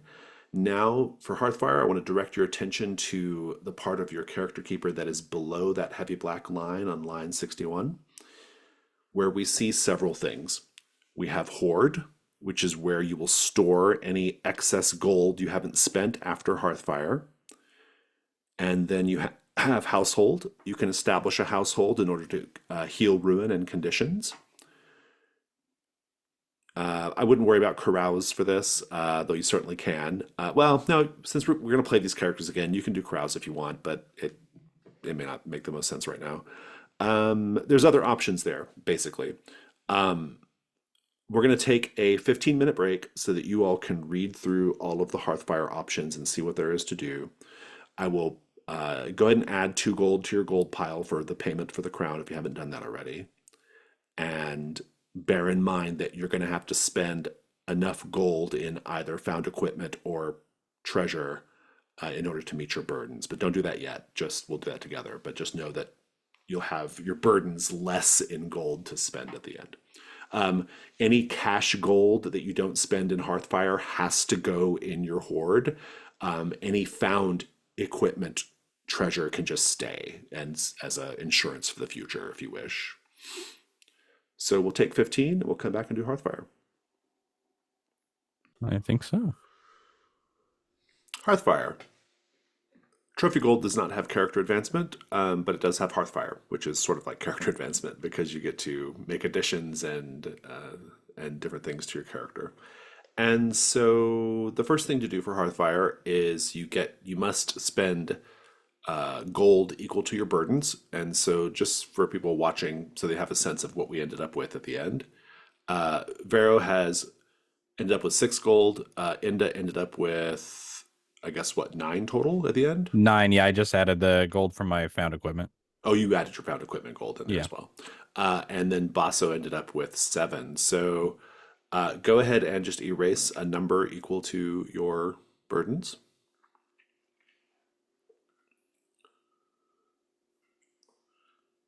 And let's go to Hearthfire. And you get to unmark all your armor and combat equipment for that. If you have any marks on there. Do we regain use of like bandages? I had 3, now I have 2. No, that stuff all stays the same. Okay, so the first thing to do is we're going to go around the table and see what everyone's interested in doing for Hearthfire. You can establish a household if you want. You can store gold in your hoard. You can open up equipment slots. You can learn new skills. There's different things you can do. You can heal, which is good. So I'm going to go around the table and starting with Vero.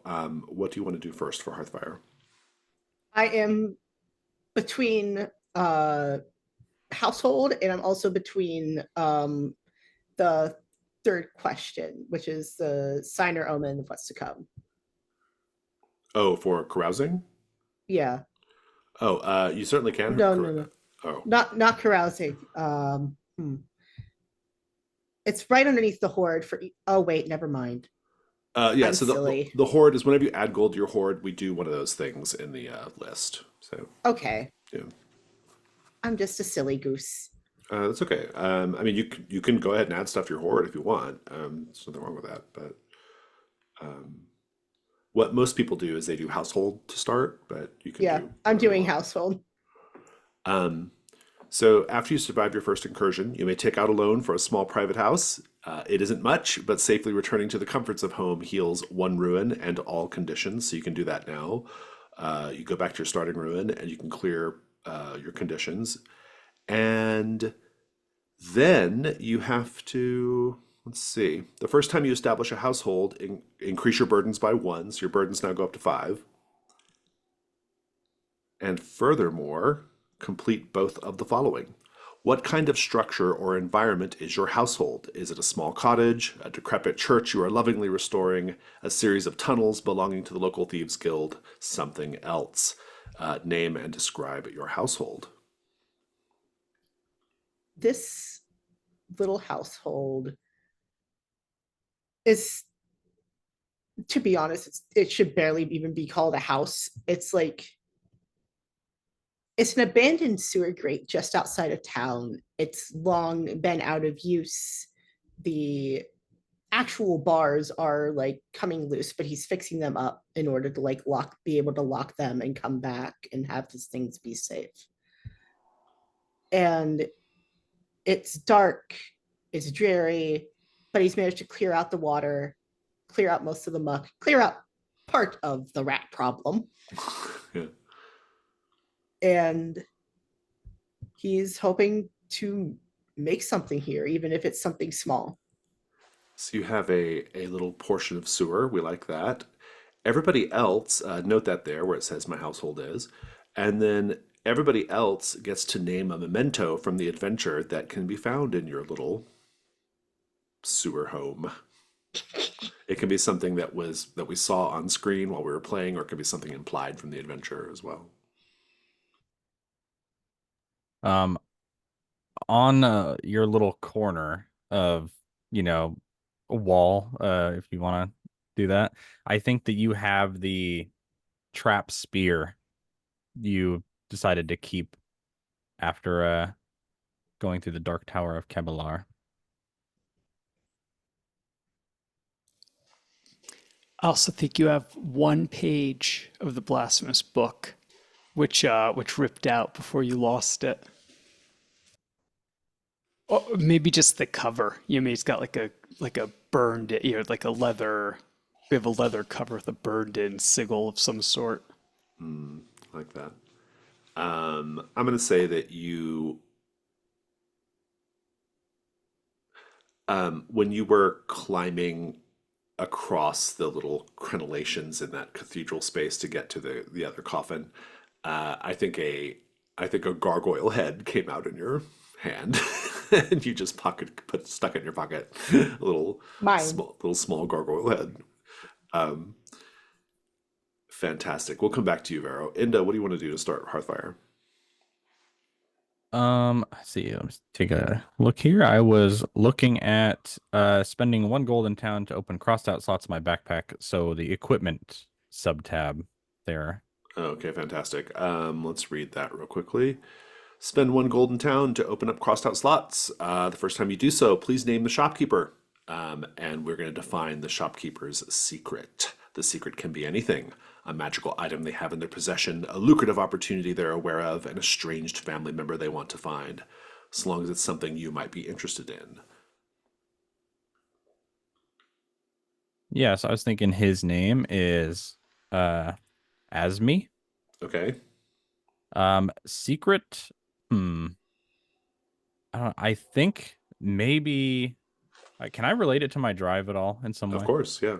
I think that he knows of a guy who knows of a guy that has a piece of tattooed skin that has to do with the cult of Darawan.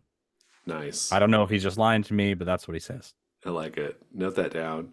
Mark that box, and you get to and spend 1 gold, and you get to have one of your open slots back.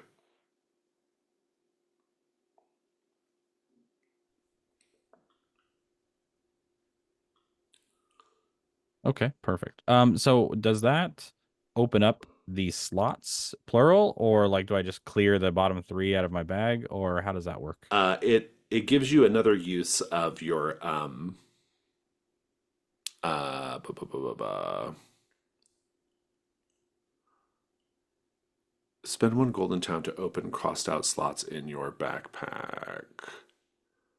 Oh, I guess maybe it's all of the little. Little bottom 3 there, Yeah, it's do the you bottom. think? It's the bottom three. Yeah. So Okay, anything you have in there already, just add it to your found equipment, and then those 3 spots are back open again. perfect. And Basso, what would you like to do for your first Uh, Hearthfire? Basso is going to get a household. Fantastic. Oh, and checking into the other characters. Vero, don't forget to lower your ruin and clear your conditions, and you have to don't forget to spend your gold. And you're getting a household, Vero or Basso. Yeah, I'm trying to think of the name right now. I want to work it. Maybe I imagine it's something. He's a sellsword. He's probably near the markets. He'd be in a district where they're fighting people. Probably a small stone cottage, and he's going to plant roses in the little window boxes and call it the Rose Rock Cottage Rose Rock, something like that. We'll workshop that a little bit. I like it. Fantastic. Lower your ruin by 1, and you cannot clear Thrill Seeker, unfortunately. It's all right. And do increase your burdens by 1 as well. And let's go ahead and see what mementos you might have in your little cottage. Everybody gets to say something from the adventure that you have. I have a good one. Yeah, I think that um when that papoose came off you, you managed to tear off just a small little piece of Sparker's skin that you keep in your home. I have I have something that hopefully doesn't supersede that, but I was going to suggest that you tried to grab the little Ember Kid's arm as it was reaching out, and it just yanked it off. And so you have the arm of the little Ember Kid. Perfect. That's the on the center of the coffee table, right? That's where that sits. Oh my god. I want to say, I think as a parting gift, Vero gave Basso the ring that's no longer speaking or vibrating, Oh, nice. but not before taking out the eyes of that bat and trying to sell them somewhere. Um, fantastic. Love all that. Let's go back around to Vero. Vero, what would you like to do next for Hearthfire? Ooh, I'm not sure. Not sure. I still have 2 gold. You can just I put it in want Hoard to. if you want. Okay. Or you can, because you don't have any more healing to do. Um, Okay. I'm just looking real quick because I looked and then I completely wiped my memory of everything. oh, you can clear Uh, your backpack equipment. You can open that back up as well. okay. I'm going to do that then. Equipment. Okay. If I'm right, that's just equipment, wipe it. Yeah, well, so your three open slots, anything you have there, you put them in your found equipment. You just transfer it down, and then you have Okay. those 3 slots available again. Okay, that's it. And you spend a gold as well, All right. and um, and you have to name the shopkeeper and what their shopkeeper secret is as well. All right. Behind the name, baby. My favorite website. My favorite website on the planet. Uh the person's name is Annette, Okay, and their secret is an opportunity that I think we'd all be interested in. I like that. And We can just leave it. We can leave it vague for now. yeah. Give us more time to figure out what it might be. Mhm. Fantastic. And let's keep going with Inda. Inda, what would you like to do next? Okay, so I had 9 gold, took 4 out, left me at 5, 1 for the equipment, so I have 4 left. And I was thinking about the household thing. I don't know. I mean, can mannequins own houses? How does that? Sure, Sure. let's do that. Yeah. I mean, it could be like a household. It can be just something that Yeah, like yeah, you have fashioned into a household. yeah. Okay, I think I don't know where it is, but I think it's the one of the properties maybe that their master had, but this is like way out of the way and way run down. There's some holes in the ceiling. It's like a human person could maybe live here if they were really pushed down. But Hmm. Inda doesn't seem to mind it because this is just a place to exist basically without Yeah. anybody bothering her. Yeah. I like So that. that's burdens up by 1, right? It does indeed. You get to Sweet. clear your conditions and lower your ruin by 1.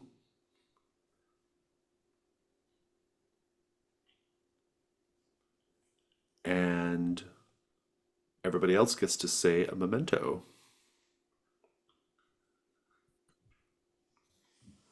I I think part of the hand survived, and that's kept there. Everybody gets a limb.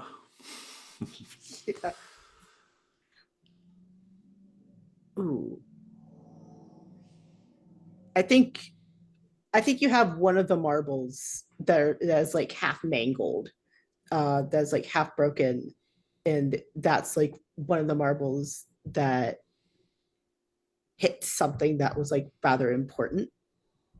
Yeah, it's a good symbol of like how helpful those were in the dungeon. Yeah. Hmm. I'm gonna say that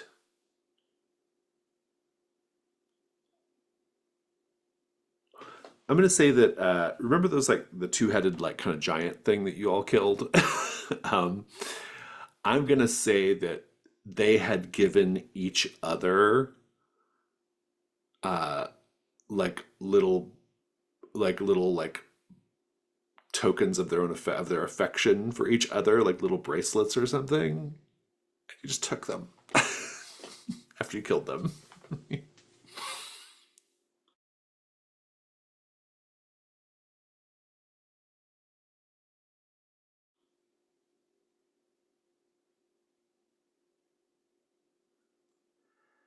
And we'll go over to Basso now. Basso, anything else you want to do? I think I want to do horde and healing. I'll do healing right now. Okay. So actually I don't have to do them in a specific order. It doesn't matter. I mean, for healing, you have like three options to get free healing, or you can just spend a gold. Yeah, I'll narrate a scene showing a private side of Basso that the others don't get to see. Oh, nice. Go ahead. Basso is strangely, I don't know if his companion saw this, but he's strangely upset about the loss of the Magma Kid, the Ember Kid. He has a private mourning ceremony for it, and as he does so, he thinks about his own child who is long gone from home, and lost to him. And he goes to the local temple with the arm, and does goes through with the grieving rites. Nice. I like it. We'll come back for your horde in a bit. Vero, do you want to store the rest in your horde? Yeah. Am I also allowed to do healing as well without spending a gold? You don't need to. You're already at your starting ruin. So, Okay, cool. All right. I'm just going to store the rest in my horde and make sure that everything is safe. all right. The first time you stash gold in your horde, please tell us where do you keep the horde so no one finds it. Where I keep my horde is that it's actually in my grandmother's grave.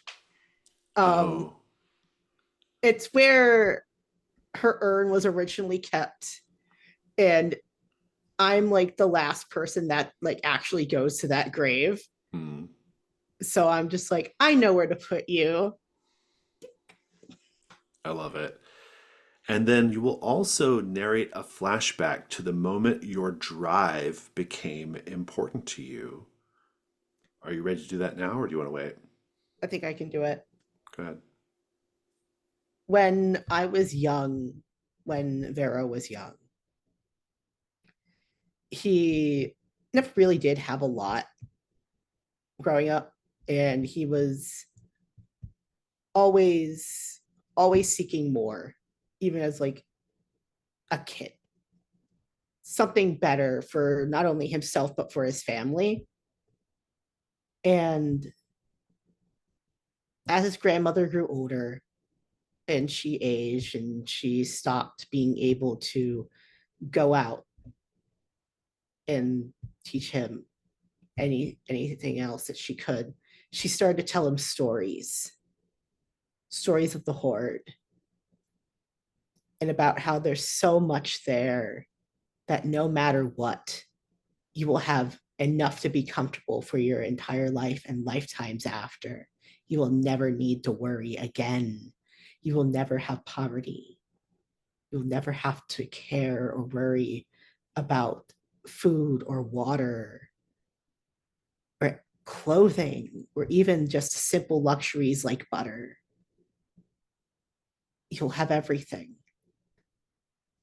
It never, money doesn't buy everything, nor can it buy happiness, but it will never make you sad to have the ability to reach what you need to survive. And that was one of the last stories that Vero heard of his grandmother that she retold just before she passed. Fantastic. Thank you. Inda, what would you like to do next? I think I want to heal one more ruin. Where is healing? There it is. I think I will narrate a scene showing a private side of you if you others see. If that's all right with everybody. Please do. Yeah, I think you see Inda in this dilapidated cottage out near the woods, and camera kind of tracks in maybe through a hole in the ceiling, and you see her laying flat with her wooden arms at her side, almost like she's in a coffin, and all around her are like papers with scribblings everywhere, and she's kind of thrashing her head back and forth, and she's trying to figure out how to have a dream, but she can't do it, and she's getting frustrated. I love it. Thank you. Basso, do you want to store the rest in Horde? Can I ask? I knew you guys just explained equipment, but I just want to make sure I got it. So we've got those 3 first slots. Yeah, those are just like they're nothing. They're just your starting equipment. They're not. They don't count for anything after this. Does that like the 3 that with the drop downs resets- are the important ones? the first 3 reset every incursion? Is that No, they're just something you Oh. get to start the game with. That's it. Yeah. okay? Gotcha. So if I don't spend a coin, the only thing my character has now is 2 bandages and 20 uses of caltrops. Is that That's correct. okay? Well, you still have your 2 open slots, or no, your slots are filled until you open them. The 3 drop down slots are filled until you use them or spend a gold. So you've used 2 of them. So if you spend a gold, you'll take those bandages and you'll put that on found equipment, and then you'll have all 3 of those slots available again. Okay, gotcha. I feel like I'll skip it. I'm just gonna go with the horde for now. Okay, because you do have 1 free one currently. So still, fantastic. So you got pretty good. Five horde is pretty good for an adventure. Drop that in there. And where do you keep it so no one can find it? He's got a small money box from his days as a reckless money lender, and he's got a false panel in the wall that the little safe goes into in his cottage. Nice. Please narrate a flashback to the moment your drive to retire in the Rose District became important to you. Basso was a young, reckless money lender, making great money on it. The recklessness was not that he gave money to people who couldn't pay him back. He actually had great clients, but it all went poorly for him when he loaned money to a wealthy man in the Rose District. And when he went to collect, the man had his personal guards just attack Basso and drive him off. And as Basso lay on the ground being kicked, he looked up and saw the law enforcement people look at the wealthy man, look at him, and just keep going. That was when the moment when he realized, there's things that matter more than money, and the type of social power that this client has is worth a lot more than the coins I'm trading. Nice. Very good. Inda, do you want to go ahead and store Horde? Yeah, I think so. Right. Do that. That is 4. Where do you keep your Horde so no one can find it? I think inside this cottage, maybe in like a far corner, especially now, there's a pile of failed mannequins or parts, maybe for her to pick from or from her master before her. And she's unceremoniously kind of hollowed out the torso of a failed mannequin and has like a little shell piece that goes over the top. And so she keeps her money inside another mannequin. Nice. And please narrate a flashback to when entering the Dreamlands and resurrecting the cult of Darawan became your drive. Well, it wasn't too long ago. Yeah, I feel yeah. like, but yeah, tell us At more. least the Dreamlands part. But I Right, think the Darawan, you kind of see into almost like up on a rack and you hear her master, or a disembodied voice rather, just kind of talking about, maybe to somebody else, about the cult, and they're explaining the process of like, oh, we have to get tattoos and we have to meet this person, blah blah blah. And then you kind of see Inda's head like twitch a little bit one way, and she starts focusing like she just came to life in that moment. And the first thing she heard, she looks up, she has a connection with her master, and she hears how important it is to her master. So she kind of just took it on, like, this is my responsibility now. Nice. I think that's probably everything anyone can do for Hearthfire, unless I'm missing something. In which case, that concludes our series. And let's go to. Oh, go ahead, Irving. Yeah. What's the shopkeeper's opportunity? Oh, I don't know yet. I thought it was something we'd figure out in the future, like as we're Oh, cool. continuing to Awesome. play. Yeah, Okay. yeah.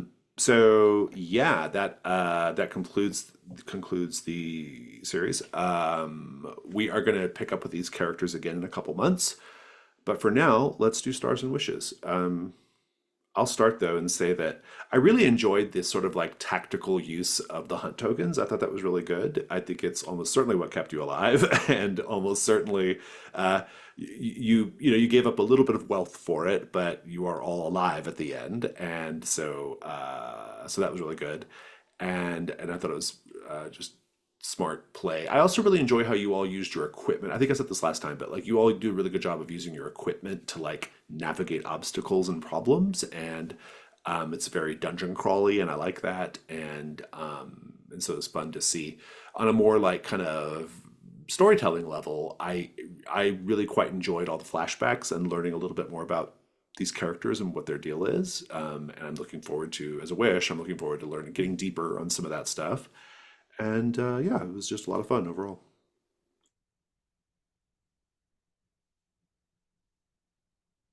I have so many stars for the kind of set pieces.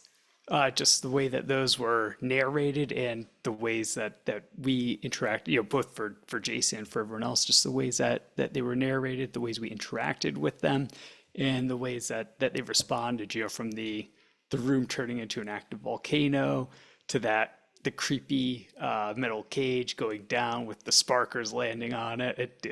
That was all brilliant.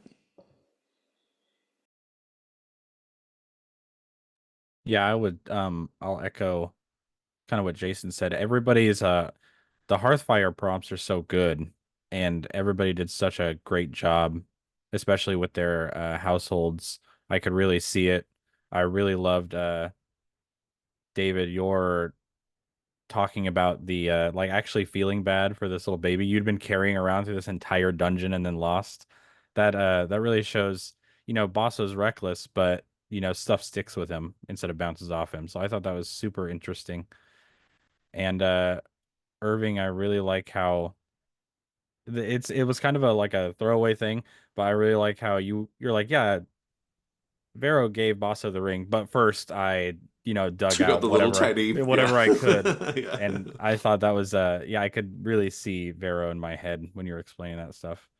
And Jason, it's always so much fun playing with you. So thank you, first of all, for running the game. And yeah, that volcano set piece at the end, with I just called it a vampire in our break. I don't know what it was, It was but a vampire, yeah. okay, of Yeah. course it was. It's OSR module. What am I thinking? But it was such a cool set piece, and how it was reacting to us, how the whole room was reacting to everybody was really cool. And thanks for giving us the action hero-esque escape of letting us even try to get out of that situation. Yeah, yeah, it was like, okay, we really gotta like, yeah. Yeah, I we're just out of hunt tokens. Yeah, no, I mean, I made the stakes high, so like if Mhm. the roll had gone badly, it would have been really bad for the group. But yeah, no, that was a really very like action-packed ending. Mhm. Honestly, stars for everybody for like both the set and also for like just the general flashbacks. Those were beautiful. The flashbacks were absolutely chef's kiss. They were perfect in all sorts of ways. They fit characters precisely. Also, just absolute stars for Inda, for like hollowing out like one of her brethren and just like, here, you keep my stuff safe. Oh man. And also for Basso's flashback for the Rose District. Oh my god. Like, and also Jason, uh star, for letting me be here and play here. I love this game. And also I love the way that you run this game. I love the way that you run. Thank you. I have a star as well for well, it's not a star, but it's more of an observation. This module is really fun. I made a lot of like I had to streamline it a fair amount to fit it into the time that we had. But we got the basic thrust of it, and we got like a lot of good stuff in there. It's not a wish, but I think it would have been interesting if you had gone the other direction towards the fungus hallway. It's just a different series of challenges, but that would have been interesting to see. But you know, we got a good one, and yeah, I don't know where I'm going to go with for the next. I don't know what we're going to play next, but I there's a part of me that wants to keep doing some of these like old dungeon modules, but I don't know. We'll see. I had a lot of fun with this one though. Like I kind of zhuzhed it up a little bit and kind of remixed some things and kind of streamlined it a little bit, but it was still a really solid dungeon. Like even as written, it's pretty solid. I mean, it has a lot of like kind of tropey things in it because it's like an early dungeon, you know, but it still holds up. It's still pretty cool. So, star for the two people who wrote this and are maybe not with us anymore. I don't know. But if they are, they're watching this. We love it. So I love it. A wish of mine is you just get more into these characters, and definitely another old school dungeon would be great. But my big wish is the just to hear how Tom handles this module in the upcoming review Yeah. episode of the podcast. If he runs I it, really yeah, want to know. yeah, he may not run it, but he tries to run them all when he can. I don't. If it's one that he's run, I don't usually bother trying to run it. But I think he'll like it though, because it does a few things that are very much Tom's jam. So yeah, but I'll be curious to hear his opinion on it, I guess, as well. But I feel like he generally does the more old school He OSR does, dungeon-y yeah, run, and so I'm he just does. curious to yeah, hear it's like very his thing. Yeah, I think a definitely. wish that I have is just to like play with this group again. Y'all are amazing. Well, we are. So, wish granted. Awesome. I don't think I have anything else. Are there any more stars and wishes? Okay, well then let's go ahead and wave goodbye to folks watching the video. Bye.